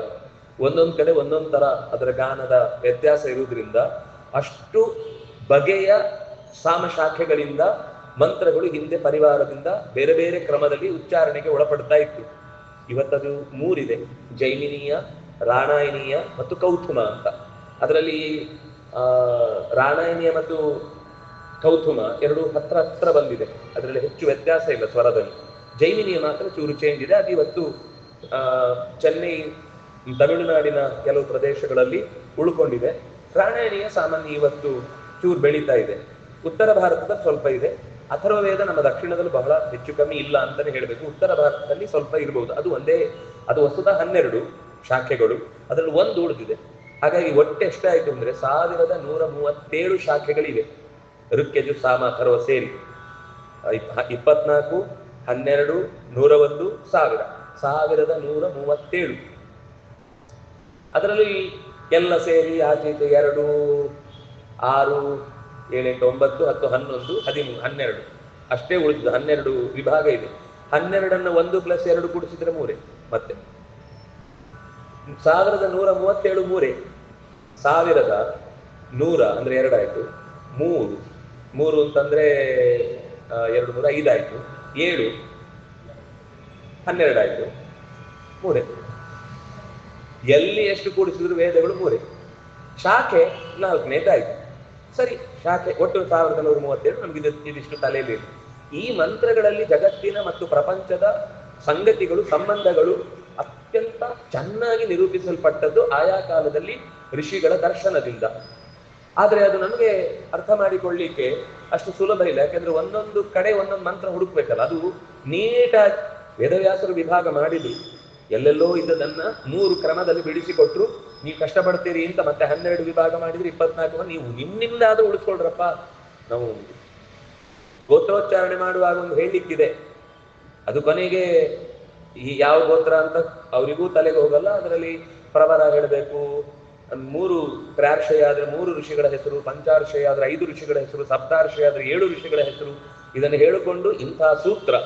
ಅದು ಋಕ್ಕಾದ್ರೆ ಆಶ್ವಲಾಯನಾದಿಗಳು, ಯಜುಸ್ಸಾದ್ರೆ ಬೋಧಾಯನಾದಿಗಳು, ಸಾಮ ಆದ್ರೆ ದ್ರಾಕ್ಷಾಯಣಾದಿಗಳು. ಹೀಗೆ ಅದಕ್ಕೆ ಪ್ರತ್ಯೇಕವಾದ ಪ್ರವರಗಳಿವೆ, ಪ್ರತ್ಯೇಕವಾದ ಸೂತ್ರಗಳಿವೆ. ಋಗ್ವೇದಿಗಳಾದ್ರೆ ಆಶ್ವಲಾಯನ ಸೂತ್ರದ ಪ್ರಕಾರ ನಡೆಸಬೇಕು. ಇದು ಒಟ್ಟು ಅದರ ಸೂಕ್ಷ್ಮ ಅಂಶಗಳು ಗೊತ್ತಿರಲಿ ಅಂತ ಹೇಳಿದ್ದು. ಹಾಗೆ ನಿಜವಾಗಿ ನಮ್ಮ ದೇಶದಲ್ಲಿ ಏನು ಕ್ರಮ ಗೊತ್ತಾ? ಯಾರೇ ದೊಡ್ಡವರ ಹತ್ರ ನಮಸ್ಕಾರ ಮಾಡುವಾಗ ನಾನು ಯಾರಿಗೆ ಹೇಳಿ ನೋಡೋಣ ಹಾಗೆ ಹೇಳ್ಬಾರ್ದು. ಕೆಲವರು ಏನು ಅಂದ್ರೆ ಯಾವ್ದೋ ಹಿಂದೆ ಒಂದು ಭೇಟಿ ಆಗಿರುತ್ತೆ, ಮತ್ತೊಂದು ಸಿಕ್ಕಿದಾಗ ನಾನು ಯಾರು ಗೊತ್ತಾಯ್ತಾ, ಇವ್ರು ಪ್ರೈಮ್ ಮಿನಿಸ್ಟ್ರು, ನಮ್ಗೆಲ್ಲ ದಿನ ಎದುರುಗಡೆ ಬಂದ ಸಿಕ್ಕ ಗೊತ್ತಾಗ್ಬೇಕು. ನಮ್ಮ ಸ್ವಭಾವ ಸೌಜನ್ಯ ಏನ್ ಗೊತ್ತಾ? ನಾನು ಇಂಥ ಗೋತ್ರದವನು, ಇಂಥ ಅಧ್ಯಯನ ಮಾಡುವನು, ಇಂಥ ಋಷಿಗಳ ಪರಂಪರೆಯಲ್ಲಿ ಬಂದವನು, ಇಂಥ ಅಧ್ಯಯನವನ್ನು ಮಾಡ್ತಾ ಇರೋನು, ನಿಮ್ಗೆ ಋಕ್ಷಾಖಾಧ್ಯಾಯಿ, ಯಜುಶಾಖಾಧ್ಯಾಯಿ, ಸಾಮಶಾಖಾಧ್ಯಾಯಿ ನಮಸ್ಕರೋಮಿ ಅಂತ ಅಭಿವಾದಯೇ ಅಂತ ಹೇಳಿದ್ರೆ ಆಗ ಅವರಿಗೆ ಶ್ರೇಯಸ್ಸು, ನಿನ್ನ ಅಧ್ಯಯನ ಸುಖರವಾಗಲಿ, ನಿನಗೆ ಶ್ರೇಯಸ್ಸಾಗಲಿ, ಹೀಗೆ ಆಶೀರ್ವಾದ ಮಾಡುತ್ತಾರೆ. ಅದು ನಮ್ಮ ದೇಶದ ಕ್ರಮ, ನಮ್ಮ ಸಂಸ್ಕೃತಿಯ ಹಿನ್ನೆಲೆ. ಆದ್ರೆ ಆ ಮಂತ್ರದ, ಸೂತ್ರದ ಅಥವಾ ಅದರಲ್ಲಿ ಹೇಳಿದ ಪ್ರವರದ ಋಷಿಗಳ ಪರಂಪರೆಯ ಮಂತ್ರಗಳು ನಾವು ನಿತ್ಯದಲ್ಲಿ ಪೂಜೆ ಜಪದಲ್ಲಿ ಬಳಸ್ತಾ ಇದ್ದೇವೆ. ಯಾಕೆ ಋಗ್ವೇದಿಗಳಿಗೆ ಬೇರೆ ಸಂಧ್ಯಾವಂದನೆ ಮಂತ್ರ, ಯಜುರ್ವೇದಿಗಳಿಗೆ ಬೇರೆ ಸಂಧ್ಯಾವಂದನೆ ಮಂತ್ರ ಅಂದ್ರೆ ಯಜುರ್ವೇದಿಗಳಿಗೆ ಅವರ ಪರಂಪರೆಯ ಮಂತ್ರಗಳನ್ನೇ ಬಳಸ್ಕೊಳ್ಬೇಕು. ಋಗ್ವೇದಿಗಳಿಗೆ ಅವರ ಪರಂಪರೆಯಲ್ಲಿ ಯಾರು ಋಷಿಗಳು ಏನ್ ಮಂತ್ರ ಕೊಟ್ಟಿದ್ದಾರೋ ಅದನ್ನು ಬಳಸ್ಕೊಳ್ಬೇಕು. ಹಾಗಾಗಿ ಆ ಮಂತ್ರದ ಅರ್ಥ ತಿಳಿದ್ರೆ, ಆ ಋಷಿಗಳನ್ನ ನೆನೆಸಿಕೊಂಡ್ರೆ ನಮಗೆ ವಿಶೇಷವಾದ ಫಲ. ಕೆಲವೊಮ್ಮೆ ಇಬ್ಬರಿಗೂ 2 ಮಂತ್ರಗಳು ಬರುತ್ತೆ. ಅದು ಒಟ್ಟಂತೂ ನಮಗೆ ಅರ್ಥ ಆಗ್ಲಿಕ್ಕೋಸ್ಕರ ವೇದವ್ಯಾಸರು ಬ್ರಹ್ಮಸೂತ್ರಗಳನ್ನ ರಚನೆ ಮಾಡಿ ಕೊಟ್ಟರು. 562 ಅಂತ ಸಾಮಾನ್ಯವಾಗಿ ಆ ಸೂತ್ರದ ಸಂಖ್ಯೆಯನ್ನೇ ಹೇಳುತ್ತೆ. ಅದಕ್ಕೆ ಆತ್ಮಸೂತ್ರಗಳು ಅಂತ ಹೇಳ್ತಾರೆ. ಆತ್ಮ ಅಂದ್ರೆ ಆ ಅನ್ನೋದು 2, ತ ಅನ್ನೋದು 6, ಮ ಅನ್ನೋದು 5. ಹೇಗಪ್ಪ ಹೇಳಿದ್ರಿ, ಏನೋ ನಂಬರ್ ಹೇಳಿದ್ರಿ, ನಮ್ಗೆ ಗೊತ್ತಾಗಿ ನೀವು ಹೇಳಿದ್ರಿ ಅಂತ ತಲೆ ಅಲ್ಲಾಡಿಸಿದ್ವಿ ಅಂತ. ಈ ಕವರ್ಗ ಕ ಖ ಗ ಘ ङ ಚ ಛ ಜ ಝ ಞ ಇಲ್ಲಿಗೆ 10, ಅದ್ರದ್ದು ಕೊನೆ 0 ಅಂತ ಲೆಕ್ಕ. ತ ಟ ಠ ಡ ಢ ಣ ತ ಥ ದ ಧ ನ ಇದು 10. ಪ ಫ ಬ ಭ ಮ ಇದು 5. ಎರಲಭಗಳು 9. ಈಗ ನಾನು ಹೇಳಿದ್ದು ಆ, ಅದು ಇದಿಯಲ್ಲಿ ಆ 2. ಟ ಅನ್ನೋದು 6 ಆಗುತ್ತೆ, ಯಾಕೆಂದ್ರೆ ಟ ಠ ಡ ಠ ಣ ತ 6ನೇದು. ಮ ಅನ್ನೋದು ಪಾದಿಂದ ತಗೊಂಡಾಗ ಪ ಫ ಬ ಭ ಮ 5 ಆಯ್ತು. ಅಂದ್ರೆ ಉಲ್ಟ ತಗೊಳ್ಬೇಕು. 5, 6, 2 ಅಂದ್ರೆ ನಮ್ಗೆ ಕಾಣಿಸಿದ್ದು 2, 6, 5. ಅದನ್ನ ಅಂಕಾನ ಭಾವತೋ ಗತಿ ಅಂತ ಇಟ್ಕೊಂಡ್ರೆ 5, 6, 2 ಅಂತ ಲೆಕ್ಕ. ಈಗ ಜಯ ಅಂತ ಮಹಾಭಾರತಕ್ಕೆ ಹೆಸರು. ಯಾಕೆ ಅಂದ್ರೆ ಜ ಅಂದ್ರೆ 8. ಹೇಗೆ? ಕ ಖ ಗ ಘ ನ ಚ ಛ ಜ 8. ಯ ಅಂದ್ರೆ 1, ಕೇರಳವದಲ್ಲಿ ಯ 1, 81 ಆಯ್ತು. ಅದನ್ನ ಉಲ್ಟ ಓದಿದ್ರೆ ಆವಾಗ 18 ಆಯ್ತು. ಜಯ ಅಂತಂದ್ರೆ 18 ಅಂತ ನಂಬರ್. ಯಾಕೆಂದ್ರೆ ಮಹಾಭಾರತದಲ್ಲಿ 18 ಪರ್ವ ಇದೆ, 18 ತತ್ವಗಳಿವೆ, 18 ಅಧ್ಯಾಯದ ಗೀತೆ ಇದೆ, 18 ದಿನ ಅಕ್ಷೋಹಿಣಿ 18 ಅಕ್ಷೋಹಿಣಿ ಸೈನ್ಯ ಯುದ್ಧದಲ್ಲಿ ಭಾಗವಹಿಸಿದ್ದು, 18 ದಿನ ಯುದ್ಧ ಆಯ್ತು. ಎಷ್ಟು 18ಗಳಿವೆ ಅಂದ್ರೆ ಅದರ ಗಂಟನ್ನು ಬಿಡಿಸ್ಲಿಕ್ಕೆ ಹೋದ್ರೆ ಇಡೀ ಮಹಾಭಾರತ ತೆರ್ಕೊಂಡ್ಬಿಡುತ್ತೆ. ಅದಕ್ಕೆ ಹೆಸರೇ ಜಯ ಅಂತ. ಯಾರು ಈ ಜಯ ಅನ್ನುವ ಶಬ್ದದ ಅರ್ಥವನ್ನ ಅರ್ಥ ಮಾಡಿಕೊಂಡು 18 ಅನ್ನುವ ಸಂಖ್ಯೆಯನ್ನ ಜೀವನದಲ್ಲಿ ಬಳಸ್ಕೊಳ್ತಾನೋ ಅವನಿಗೆ ಜೀವನದುದ್ದಕ್ಕೂ ಜಯ ಅಂತ. ಹಾಗೆ ಅದು ಸಂಖ್ಯೆಯನ್ನ ಇಟ್ಟುಕೊಂಡು, ಅಂದ್ರೆ ನಂಬರ್ ಹೇಳ್ತಿರ್ಲಿಲ್ಲ ಅವಾಗ, ಹೆಸರೇಳಿ ಬಿಟ್ರೆ ಅದ್ರಲ್ಲಿ ನಂಬರ್ ಇರುತ್ತೆ. ಅಂದ್ರೆ ಎಲ್ಲರಿಗೂ ಬಟ ಬಯಲ ಸ್ವಲ್ಪ ತಲೆ ಇದೆ ಅಲ್ವಾ, ಉಪಯೋಗಿಸಿ, ಖರ್ಚು ಮಾಡಿ. ಅದನ್ನೇನು ಮ್ಯೂಸಿಯಂ ಅಲ್ಲಿ ಇಡ್ಲಿಕ್ಕೆ ಉಂಟಾ? ಯಾವತ್ತೂ ಉಪಯೋಗಿಸದ ತಲೆ ಅಂತ ಇಲ್ವಲ್ಲ. ಹಾಗಾಗಿ ಅದನ್ನು ಬಳಸಿ ಅಂತ ಒಂಚೂರು ತಲೆಗೆ ಖರ್ಚು ಮಾಡುವಂತ ಸಂಖ್ಯೆಗಳನ್ನು ಕೊಟ್ಟು, ಹೆಸರುಗಳನ್ನು ಕೊಟ್ಟು ಸಂಖ್ಯೆಯನ್ನು ಹೇಳ್ತಾರೆ. ಹಾಗೆ ಈ ಸೂತ್ರಗಳಲ್ಲಿ 562 ಸೂತ್ರಗಳು ಬಂದಾಗ ಅದರಲ್ಲಿ ಪರಮಾತ್ಮನ ಅಂದ್ರೆ ವೇದವನ್ನ ಅರ್ಥೈಸಿಕೊಳ್ಳುವ ಸುಲಭವಾದ ವಿಧಾನಗಳನ್ನು ಹೇಳಿದರು. ಸೂತ್ರ ಅಂದ್ರೆ ಏನು? ಸೂತ್ರ ಅಂತಂದ್ರೆ ಅಲ್ಪಾಕ್ಷರಂ, ಅಸಂದಿಗ್ಧಂ, ಅದು ಕಡಿಮೆ ಅಕ್ಷರದಲ್ಲಿ ಹೇಳಬೇಕು. ತುಂಬಾ ವಿಸ್ತಾರವಾಗಿ ಶಬ್ದಗಳನ್ನು ಹೇಳಿ ಅದೇ ಒಂದು ತಲೆ ಬೇನೆ ಆಗುವಾಗ ನಮ್ಗೆ ನೆನ್ಪಿಟ್ಕೊಳ್ಳಿಕ್ಕೆ ಕಷ್ಟ, ಸುಲಭವಾಗಿಲ್ಲ. ಅಲ್ಪಾಕ್ಷರಂ ಮತ್ತೆ ಅಸಂದಿಗ್ಧಂ, ನೀವೇನು ಹೇಳಿದ್ರಿ ಅಂತ ನಿಮ್ಗೆ ಅರ್ಥ ಆಗದಷ್ಟು ಕಠಿಣವಾಗಿದ್ರೆ ಆ ಶಬ್ದ ನಮ್ಗೆ ಹೇಗೆ ಅರ್ಥ ಆಗ್ಬೇಕು? ಅದು ಸರಳವಾಗಿರ್ಬೇಕು. ಅಥಾತೋ ಬ್ರಹ್ಮ ಜಿಜ್ಞಾಸ, ಈಗ ಬ್ರಹ್ಮನ ಜಿಜ್ಞಾಸೆಯನ್ನ ಮಾಡುವುದಕ್ಕಾಗಿ ನಿಂತಿದ್ದೇವೆ, ಹೊರಟಿದ್ದೇವೆ. ಬ್ರಹ್ಮ ಜಿಜ್ಞಾಸ ಯಾಕೆ? ಹೇಗೆ? ಯಾವುದು ಯಾವುದು ಜನ್ಮಾದ್ಯಸ್ಯ ಯತಃ, ಜಗತ್ತಿಗೆ ಜನ್ಮ ಅಂದ್ರೆ ಹುಟ್ಟು, ಸ್ಥಿತಿ, ಲಯ, ನಿಯಮನ ಇತ್ಯಾದಿಗಳು ಯಾರಿಂದ ಆಗುತ್ತೋ ಅವನೇ ಬ್ರಹ್ಮ, ಅವನ ಜಿಜ್ಞಾಸೆ ಮಾಡಬೇಕು. ಹೇಗೆ ಗೊತ್ತಾಯ್ತು? ಶಾಸ್ತ್ರಯೋನಿತ್ವ. ಸಕಲ ಶಾಸ್ತ್ರಗಳು ಕೂಡ ಅವನೇ ಜನ್ಮಾದಿ ಅಷ್ಟಕರ್ತೃ ಆಗಿ ಕೆಲಸ ಮಾಡ್ತಾ ಇದ್ದಾನೆ ಅಂತ ಹೇಳಿದೆ. ಆದ್ರಿಂದಾಗಿ ಆ ಶಾಸ್ತ್ರಯೋನಿಯಾದವನೇ ಬ್ರಹ್ಮನಾದ್ರಿಂದಾಗಿ, ಜಗತ್ತನ್ನ ಸೃಷ್ಟಿ ಮಾಡಿದವನೇ ಬ್ರಹ್ಮನಾದ್ರಿಂದಾಗಿ ಆ ಬ್ರಹ್ಮನನ್ನೇ ನಾವು ಜಿಜ್ಞಾಸೆ ಮಾಡಬೇಕು. ಅದು ಶಾಸ್ತ್ರದಲ್ಲಿ ಹೇಳಿದೆ ಅಂತ ಹೇಗೆ ಗೊತ್ತಾಯ್ತು? ತತ್ವ ಸಮನ್ವಯ. ಜಗತ್ತಿನಲ್ಲಿರುವ ಎಲ್ಲಾ ಶಬ್ದಗಳು ಕೂಡ ಅವನ, ಹೀಗೆ ನೀವು 562 ಸೂತ್ರಗಳಿಗೆ ಒಂದಕ್ಕೊಂದಕ್ಕೆ ಲಿಂಕ್ ಕೊಟ್ಕೊಂಡು ಕೊನೇ ಸೂತ್ರ ಬಂದಾಗ ಮತ್ತೆ ವಾಪಸ್ ಬಂದಾಗ ಅವನು ಬ್ರಹ್ಮ, ಆದ್ರಿಂದಾಗಿ ಅವನನ್ನೇ ಜಿಜ್ಞಾಸೆ ಮಾಡಬೇಕು ಅಂತ ಅಲ್ಲಿ ಬಂದು ವಾಪಸ್ ನಿಲ್ಲುತ್ತೆ. ಅಂದ್ರೆ ನೀವು ಲೆಕ್ಕದಲ್ಲಿ ಹೇಗೆ ತಾಳೆ ನೋಡುವುದು ಅಂತಿದೆ, ಹಾಗೆ ನೀವು ಮುಂದಿನ ಸೂತ್ರಕ್ಕೆ ಹೋದಾಗ ಅದು ಹಿಂದಿನ ಸೂತ್ರದ ವಿವರಣೆಯನ್ನು ಇನ್ನಷ್ಟು ಬಿಡಿಸ್ತಾ ಹೋಗುತ್ತೆ. ಬಹಳ ಅದ್ಭುತ. ಸೂತ್ರ ಅನ್ನೋದರ ಕಲ್ಪನೆ ಕೊಟ್ಟವರೇ ಭಾರತೀಯರು. ಆದ್ರೆ ನಾವು ಶಾಲೆಯಲ್ಲಿ ಮಕ್ಕಳಿಗೆ ಗಣಿತ ಸೂತ್ರ ಅಂತ ಅದನ್ನ ಮಾತ್ರ ಕಲಿಸ್ತೇವೆ ಹೊರತು, ಇಂಥದ್ದು ಒಂದು ಅಪರೂಪದ ಸೂತ್ರಗಳು ವ್ಯಾಕರಣಕ್ಕೂ ಇದೆ, ಮೀಮಾಂಸಕ್ಕೂ ಇದೆ, ಯೋಗ ಸೂತ್ರಗಳಿವೆ. ಮಹಾಭಾರತ ಯಾವುದು ಬ್ರಹ್ಮಸೂತ್ರಕ್ಕೆ ಸೂತ್ರ ಅಂದ್ರೆ ಪ್ರಧಾನ ಬ್ರಹ್ಮಸೂತ್ರವೇ. ಆಮೇಲೆ ಉಳಿದದಕ್ಕೆ ಹೇಳ್ಬೇಕು ನೀವು, ಜೈಮಿನಿ ಸೂತ್ರ ಅಂತ ಹೇಳ್ಬೇಕು, ವ್ಯಾಕರಣ ಸೂತ್ರ ಅಂತ ಹೇಳ್ಬೇಕು, ಪಾಣಿನಿ ಸೂತ್ರ ಅಂತ ಹೇಳ್ಬೇಕು. ಆದ್ರೆ ಬ್ರಹ್ಮಸೂತ್ರಕ್ಕೆ ನೀವು ಸೂತ್ರ ಅಂತ ಅಂದ್ರೆ ಸಾಕು. ಸೂತ್ರ ಅಂದ್ರೆ ಬ್ರಹ್ಮಸೂತ್ರ, ಗೀತೆ ಅಂದ್ರೆ ಭಗವದ್ಗೀತೆ. ಅಲ್ಲ, ಈಗದವರಿಗೆ ಚಿತ್ರಗೀತೆಯೋ ಭಾವಗೀತೆಯೋ ಗೊತ್ತಾಗಲ್ಲ, ಆದ್ರೆ ನಿಜವಾಗಿ ಗೀತೆ ಅಂದ್ರೆ ಭಗವದ್ಗೀತೆ. ಹಾಗೆ ಆ ಸೂತ್ರಗಳ ಮೂಲಕ ನಮಗೆ ವೇದಗಳನ್ನು ಅರ್ಥ ಮಾಡಿಕೊಳ್ಳಲಿಕ್ಕೆ ಸರಳವಾದ ದಾರಿ ಹಾಕಿಕೊಟ್ರು. ಈಗ ಒಂದು ಉದಾಹರಣೆ ನೋಡೋಣ, ಹೇಗೆ ಗೊತ್ತಾಗುತ್ತೆ ವೇದದಲ್ಲಿ. ವೇದದಲ್ಲಿ ಏನಿದೆ ಅಂದ್ರೆ, ಆಪೋ ಅಬ್ರುವನ್, ನೀರುಗಳು ಮಾತಾಡಿದವು, ಮೃದಬ್ರವೀತ್, ಮಣ್ಣು ಮಾತಾಡಿತು. ನಾವು ಅದಕ್ಕೆ ಈ ವೇದಗಳೆಲ್ಲ ಅಸಂಬದ್ಧ, ಅಡುಗುಲಜ್ಜಿ ಕಥೆ ಅಂತ ಹೇಳುದು. 1ನೇ ಕ್ಲಾಸ್ ಮಗುವಿಗೆ ಕೇಳಿದ್ರೆ ಗೊತ್ತಿದೆ, ನೀರು ಮಾತಾಡಲ್ಲ, ಮಣ್ಣು ಮಾತಾಡಲ್ಲ ಅಂತ. ನೀವು ಏನ್ರಿ ವೇದ ಋಷಿಗಳು ಅಂತ ಅವ್ರಿಗೆ ಏನು ಹೈಪರ್ ಮಾಡಿ ಅವರನ್ನು ಇಟ್ಟದ್ದು ನೋಡಿದ್ರೆ, ಅವ್ರ ಆಗಮನದ ನೀವು ವೇಗವನ್ನು ಹೇಳುದು ನೋಡಿದ್ರೆ ಇಡೀ ಜಗತ್ತಿನ ನಾಯಕರೇ ಅವರು ಅನ್ನೋ ತರ ಹೇಳಿದ್ರಿ. ಆದ್ರೆ ಅವ್ರು ಹೇಳಿದ ಮಾತನ್ನ ನಾವು ಅರ್ಥ ಮಾಡ್ಕೊಳ್ಲಿಕ್ಕೆ ಹೋದಾಗ ಇಷ್ಟು ದೊಡ್ಡ ವಿಷಯಗಳನ್ನ ಹೀಗೆ ಭಾರಿ ತಮಗೆ ಒಂದು ಬಿಲ್ಡಪ್ ಕೊಟ್ಕೊಂಡು ಹೇಳ್ತಾರೆ ಅಂತಂದ್ರೆ ನಮ್ಗೆ ನಾಚಿಕೆ ಆಗುತ್ತೆ ಅವ್ರ ಬಗ್ಗೆ ಹೇಳಿಕ್ಕೆ. ಅಲ್ಲರಿ, ಸ್ವಲ್ಪ ತಾಳಿ. ನಿಮಗೆ ಲೋಕಜ್ಞಾನ ಇದೆಯಾ? ಇದೆ. ಲೋಕಜ್ಞಾನವನ್ನೇ ಯೋಚನೆ ಮಾಡಿ, ಆವಾಗ ನಿಮ್ಗೆ ಇದು ಅರ್ಥ ಆಗುತ್ತೆ. ಅದಕ್ಕೆ ಸೂತ್ರದಲ್ಲಿ ಒಂದು ಮಾತು ಹೇಳಿದ್ರು, ಏನು ಅಂದ್ರೆ, ಅಭಿಮಾನಿ ವ್ಯಪದೇಶಸ್ತು ವಿಶೇಷಾನುಗತಿಭ್ಯ ಅಂತ ಆ ಸೂತ್ರ. ಅಲ್ಲಿ ಹೇಳಿದ್ದು ಮಣ್ಣನ್ನು ಹೇಳಿದ್ದಲ್ಲ, ನೀರನ್ನು ಹೇಳಿದ್ದಲ್ಲ, ಎಲ್ಲಿಯೂ ಕೂಡ ಶಾಸ್ತ್ರದಲ್ಲಿ ಒಂದು ಕ್ರಿಯೆಯನ್ನ ಹೇಳಿ ಒಂದು ವಸ್ತುವಿನ ಜೊತೆಗೆ ಜೋಡಿಸಿ ಹೇಳಿದ್ರೆ ಆ ಕ್ರಿಯೆ ಅದು ಚೇತನದ ಧರ್ಮ. ಚಟುವಟಿಕೆ ಅನ್ನೋದು ಚೇತನದ ಧರ್ಮ ಹೊರತು ಜಡದ ಧರ್ಮ ಅಲ್ಲ. ಮಾತಾಡಿತು ಅಂತ ಅವ್ರು ಹೇಳ್ತಾ ಇದ್ದಾರೆ ಅಂದ್ರೆ ಅಲ್ಲಿ ಮಣ್ಣು ಅನ್ನೋದಕ್ಕೆ ಮಣ್ಣಿನ ಅಭಿಮಾನಿ ದೇವತೆ ಅಂತ ಅರ್ಥ. ನೀರು ಮಾತಾಡಿತು ಅಂದ್ರೆ ನೀರಿನ ಅಭಿಮಾನಿ ದೇವತೆಗಳು ಅಂತ ಅರ್ಥ. ನೀವೊಂದು ಸೂತ್ರ ಹೇಳಿದ್ರಿ, ನಾವೆಲ್ಲ ನಂಬಿದ್ವಿ. ತಾಳಿ ಸ್ವಲ್ಪ ಆಲೋಚನೆ ಮಾಡಿ. ತರಗತಿಯಲ್ಲಿ ಪಾಠ ನಡೀತಾ ಇರುತ್ತೆ, ಮಕ್ಕಳು ಗಲಾಟೆ ಮಾಡ್ತಿರ್ತಾರೆ. ಅದರಲ್ಲೂ ಕೊನೆ ಬೆಂಚಲ್ಲಿ ಸಿಕ್ಕಾಪಟ್ಟೆ ಗಲಾಟೆ ಆಗ್ತಿರುತ್ತೆ. ಆಗ ಅಧ್ಯಾಪಕರು ಹೇಳ್ತಾರೆ, ಏನದು ಕೊನೆ ಬೆಂಚು ಜೋರು ಗಲಾಟೆ ಮಾಡ್ತಾ ಇದೆ. ಮಕ್ಕಳು ಗಪ್ ಚುಪ್ಪಾಗ್ಬಿಡ್ತಾರೆ. ನೀವ್ ಏನ್ ಹೇಳಿದ್ದು? ಮಕ್ಕಳಿಗೆ ಅರ್ಥ ಆಗಲ್ವಾ ಅಂತ ಹೇಳಿದ್ದು. ನಿಮ್ಗೆ ಅರ್ಥ ಆಗ್ಲಿಲ್ವಲ್ಲ? ನೀವೇ ಒಂದು ದಿವಸ ಈ ಕ್ಲಾಸಿನಲ್ಲಿ ಇಂಥ ಘಟನೆ ನಡೆದಾಗ ಮಕ್ಕಳಿಗೆ ಹೇಗೆ ಅರ್ಥ ಆಯ್ತದು? ವಸ್ತುತ ಬೆಂಚ ಗಲಾಟೆ ಮಾಡಿದ್ದು, ಬೆಂಚಿನ ಮೇಲೆ ಕೂತವರಲ್ಲ ಗಲಾಟೆ ಮಾಡಿದ್ದು. ಬೆಂಚು ಅಂದ್ರೆ ಬೆಂಚಿನ ಮೇಲೆ ಕೂತವರು, ಬೆಂಚಿನ ಮೇಲೆ ಆಶ್ರಯ ಪಡೆದವರು ಅಂತ ಅರ್ಥ. ಹಾಗೆ ಮಣ್ಣನ್ನು ಆಶ್ರಯಿಸಿದ ಮಣ್ಣಿನ ಅಭಿಮಾನಿ ದೇವತೆ ಧರಾದೇವಿ, ಅವಳು ದೇವರ ಹತ್ರ ಪ್ರಾರ್ಥನೆ ಮಾಡ್ತಾಳೆ. ಅಷ್ಟೇ ಅರ್ಥ ಹೊರತು ಮಣ್ಣು ಮಾತಾಡಿತು ಅಂದ್ರೆ ನಾವು ಮಣ್ಣು ತೆಗೆದು ಮಾತಾಡುವುದು ಅಂತ ಅರ್ಥದಲ್ಲಿ ಇಲ್ಲ ಅದು. ಹೀಗೆ ಇಂಥ ಸಾವಿರಾರು ಮಂತ್ರಗಳಿವೆ. ಆಕಾಶ ಎಲ್ಲೋ ಬಂದು ಅಂದ್ರೆ ಅದು ಮೋಡಗಳೆಲ್ಲ ಬಂದು ಎಲ್ಲಿಗೋ ಬೇಡಿಕೊಂಡವು, ಆಗ ದೇವತೆಗಳ ಅಲ್ಲಿಗೆ ಬಂದು ನೀರನ್ನು ಚೆಲ್ಲಿದ್ರು. ಹೀಗೆ ಏನೋ ಒಂಥರ ಲೋಕದಲ್ಲಿ ಏನಪ್ಪ ಇದು ಜಡ ಜಡದ ಸಂಪರ್ಕಗಳನ್ನ ಮಾತಾಡ್ತಾ ಇದ್ದಾರೆ ಅಂತ ನಮ್ಮ ಮೇಲ್ನೋಟಕ್ಕೆ ಅನ್ಸುತ್ತೆ. ಸೂತ್ರದ ಸ್ವಭಾವ ಏನು? ಅದು ಒಂದು ಕಡೆ ಹೇಳಿದ್ರೆ ಆ ತರದ ಸಮಸ್ಯೆ ಇರುವ ನೂರಾರು ಸಾವಿರಾರು ಸಮಸ್ಯೆಗಳನ್ನು ಪರಿಹಾರ ಮಾಡಬೇಕು. ಈ ಒಂದು ಸೂತ್ರದಿಂದ ಎಲ್ಲಿ ಎಲ್ಲಿ ನಮಗೆ ಲೋಕದಲ್ಲಿ ಅನುಭವಕ್ಕೆ ವಿರುದ್ಧವಾದ ಸಂಗತಿಗಳ ಬಗ್ಗೆ ವೇದ ಮಾತಾಡ್ತಾ ಇದೆ ಅಂತ ಅನ್ಸುತ್ತೋ ಅಲ್ಲೆಲ್ಲ ಅಭಿಮಾನಿ ದೇವತೆಗಳನ್ನು ಇಟ್ಕೊಳ್ಳಿ.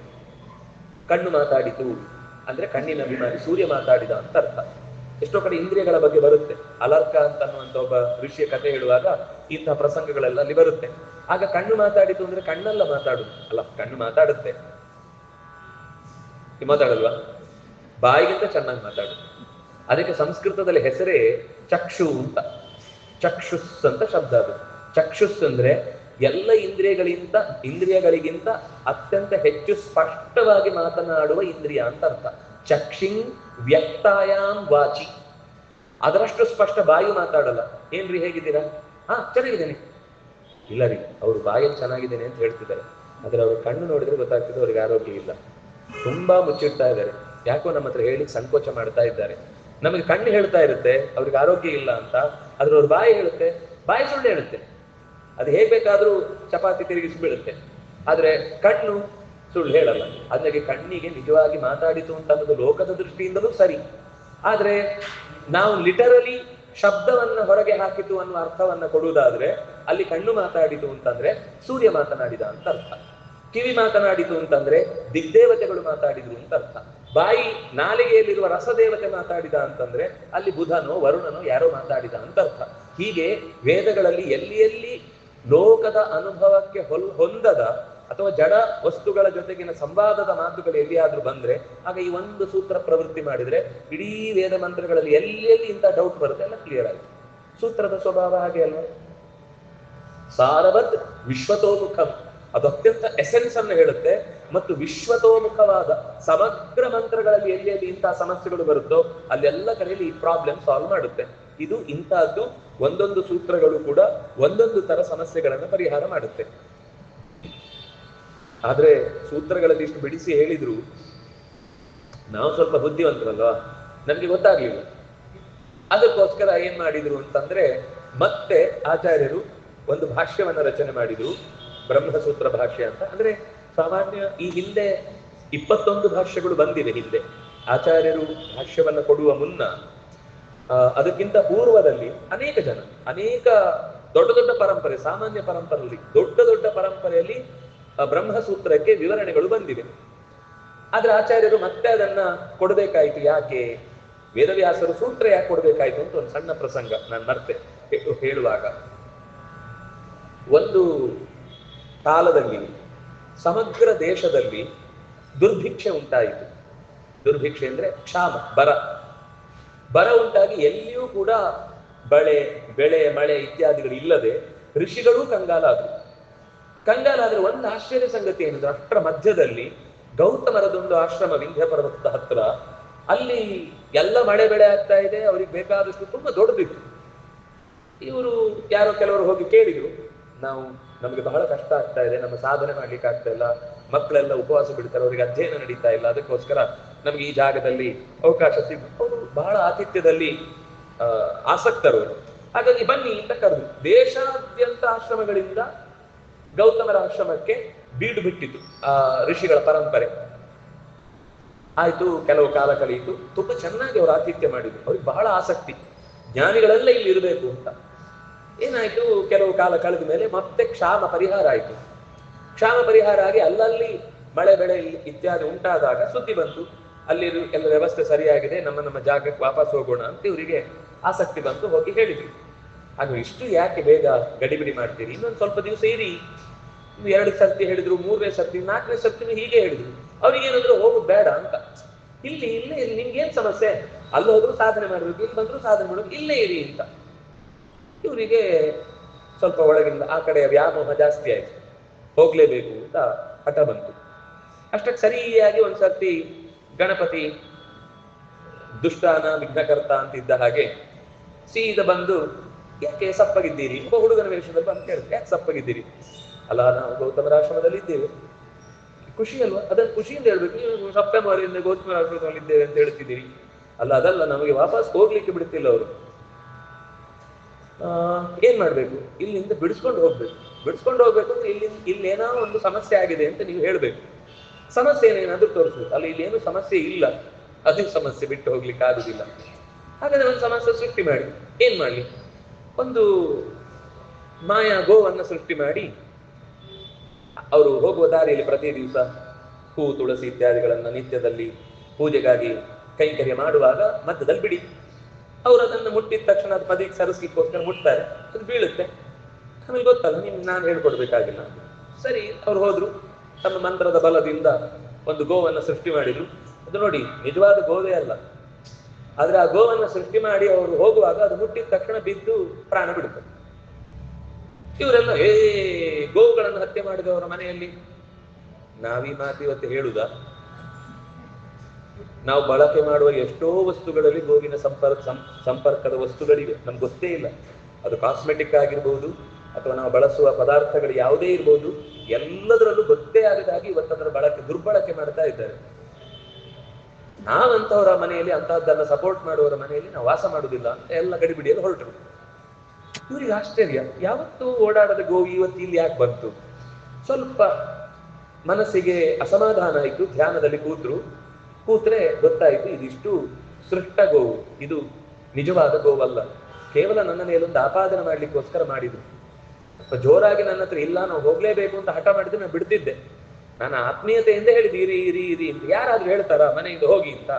ನಾವೆಲ್ಲ ಹೀಗೆ ಹೇಳ್ಬೋದು, ನಾವು ಹೇಳೋದಿಲ್ಲ. ನಾವು ಹೆಂಗ್ ಹೇಳ್ತೀವಿ ಅಂದ್ರೆ, ವಾಪಸ್ ಹೋಗೋ ಟಿಕೆಟ್ ಆಗಿದೆಯಾ? ಸಿಗುದಿಲ್ಲ. ಆಮೇಲೆ ಈಗಲೇ ಮಾಡ್ಕೊಂಡ್ರೆ ಮಾತ್ರ ನಿಮ್ಗೆ ವಾಪಸ್ ಹೋಗ್ಲಿಕ್ಕೆ ಆಗಲಿ. ಇಲ್ಲ ಅಂದ್ರೆ ನೋಡಿ ಎಂತ ರಶ್ ಇದೆ. Train bus? ಟ್ರೈನ್ ಅನುಕೂಲ ರೀ, ಯಾವಾಗ್ಲೂ ಟ್ರೈನ್ ಮಾಡ್ಕೋಬೇಕು. ಹೋಗಿ ಅಂತ ಹೇಳುದಿಲ್ಲ ಅಷ್ಟೇ, ಎಲ್ಲ ಹೇಳ್ತೀವಿ. ಆದ್ರೆ ಹಿಂದಿನ ಕಾಲದಲ್ಲಿ ಆತಿಥ್ಯ ಮಾಡ್ಲಿಕ್ಕೆ ಬಂದವರ ಮನೆಗೆ ವಾಪಸ್ 2 ದಿವಸ ಹೋಗಿ ವಾಪಸ್ ಬಂದ್ರೆ ಬೈತಿದ್ವಿ. ಏನು ಗೋಡೆ ಮುಟ್ಲಿಕ್ಕೆ ಬಂದದ್ದ? ಬಂದ್ಮೇಲೆ 1 ತಿಂಗಳು ಇರ್ಬೇಕಿಲ್ಲಿ. ಅದೇ ಬಂದ್ರೆ ಆ ತರ ಬಂದ್ರೆ ಮಾತ್ರ ಬನ್ನಿ, ಹಾಗೆ ಬರೋದಾದ್ರೆ ಇನ್ನೊಂದ್ಸಲ ಬರಬೇಡಿ ಅಂತ ಬೈದ್ ಕಳಿಸ್ತಿದ್ರು. ಈಗ ನಮ್ಗೆ ಮೊದಲು ಫೋನ್ ಮಾಡಿ ಬಂದ್ರೆ ಮಾತ್ರ ಅವರಿಗೆ ಸ್ವಾಗತ, ಇಲ್ಲಾಂದ್ರೆ ಗೋಡೆನೆ ಗತಿ. ಬಾಗಿಲು ಹಾಕಿ ಬೀಗ ಹಾಕಿ ಹೋಗಿರ್ತಾರೆ. ಇವ್ರು ಕಾದು ನೀವು ಹೇಳ್ಬಾರ್ದ, ನಾವು ಬೆಳಗ್ಗೆ ಹೋದ್ರೆ ಸಂಜೆನೆ ಬರುದು. ಎಲ್ಲ ಇಬ್ರು ಎಲ್ಲೋ ಹೋಗಿರ್ತಾರೆ, ಆಚೆ ಒಬ್ಬ ಈಚೆ ಒಬ್ಬ ಅಂತ. ಉತ್ತರ ಧ್ರುವದಿಂದ ದಕ್ಷಿಣ ಧ್ರುವಕ್ಕೂ ಅಂತ ಯಾರು ಎಲ್ಲೂ ಮನೆಯಲ್ಲಿ ಸಿಗುದೇ ಇಲ್ಲ. ಆಮೇಲೆ ಅನ್ಸುತ್ತೋ ಈ ಮನೆಗೆ ಹೋಗುದಾದ್ರೆ ಇನ್ನೊಂದ್ಸರ್ತಿ ಹೇಳೋದು, ಇಲ್ಲ ಅಂದ್ರೆ ಮನೆಯಲ್ಲಿ ಕಾದೇ ಹೋಗಿ ಏನು ಈ ಮನೆಗೆ ಗೇಟ್ಗೆ ಬರಿಟ್ಟಿದಾರಾ ಅಂತ ಅನ್ನೋ ಸ್ಥಿತಿಗೆ ಬಂದು ನಿಲ್ಬೇಕಾಗುತ್ತೆ. ಗೌತಮರಿಗೆ ಬೇಸರ ಆಗುವುದರ ಜೊತೆಗೆ ಒಂದು ಸಿಟ್ಟು ಬಂತು. ಜ್ಞಾನ ಪಡ್ಕೊಂಡು ಅವರು ಪಾಠ ಮಾಡಿದ್ದಾರೆ, ಅವರ ಹತ್ರ ಅನೇಕ ಜ್ಞಾನದ ಸಂಗತಿಗಳನ್ನ ಹಂಚಿಕೊಂಡಿದ್ದಾರೆ. ಒಂದು ಜ್ಞಾನವನ್ನ ಕೊಟ್ಟ ಗುರುಗಳಿಗೆ ಗೋಘನ ಅನ್ನುವಂತ ಕೆಟ್ಟ ಹಣೆಪಟ್ಟಿಯನ್ನು ಕಟ್ಟಿ ಹೋದ್ರಲ್ವಾ ಅಂತ ಸಿಟ್ಟು ಬಂತು.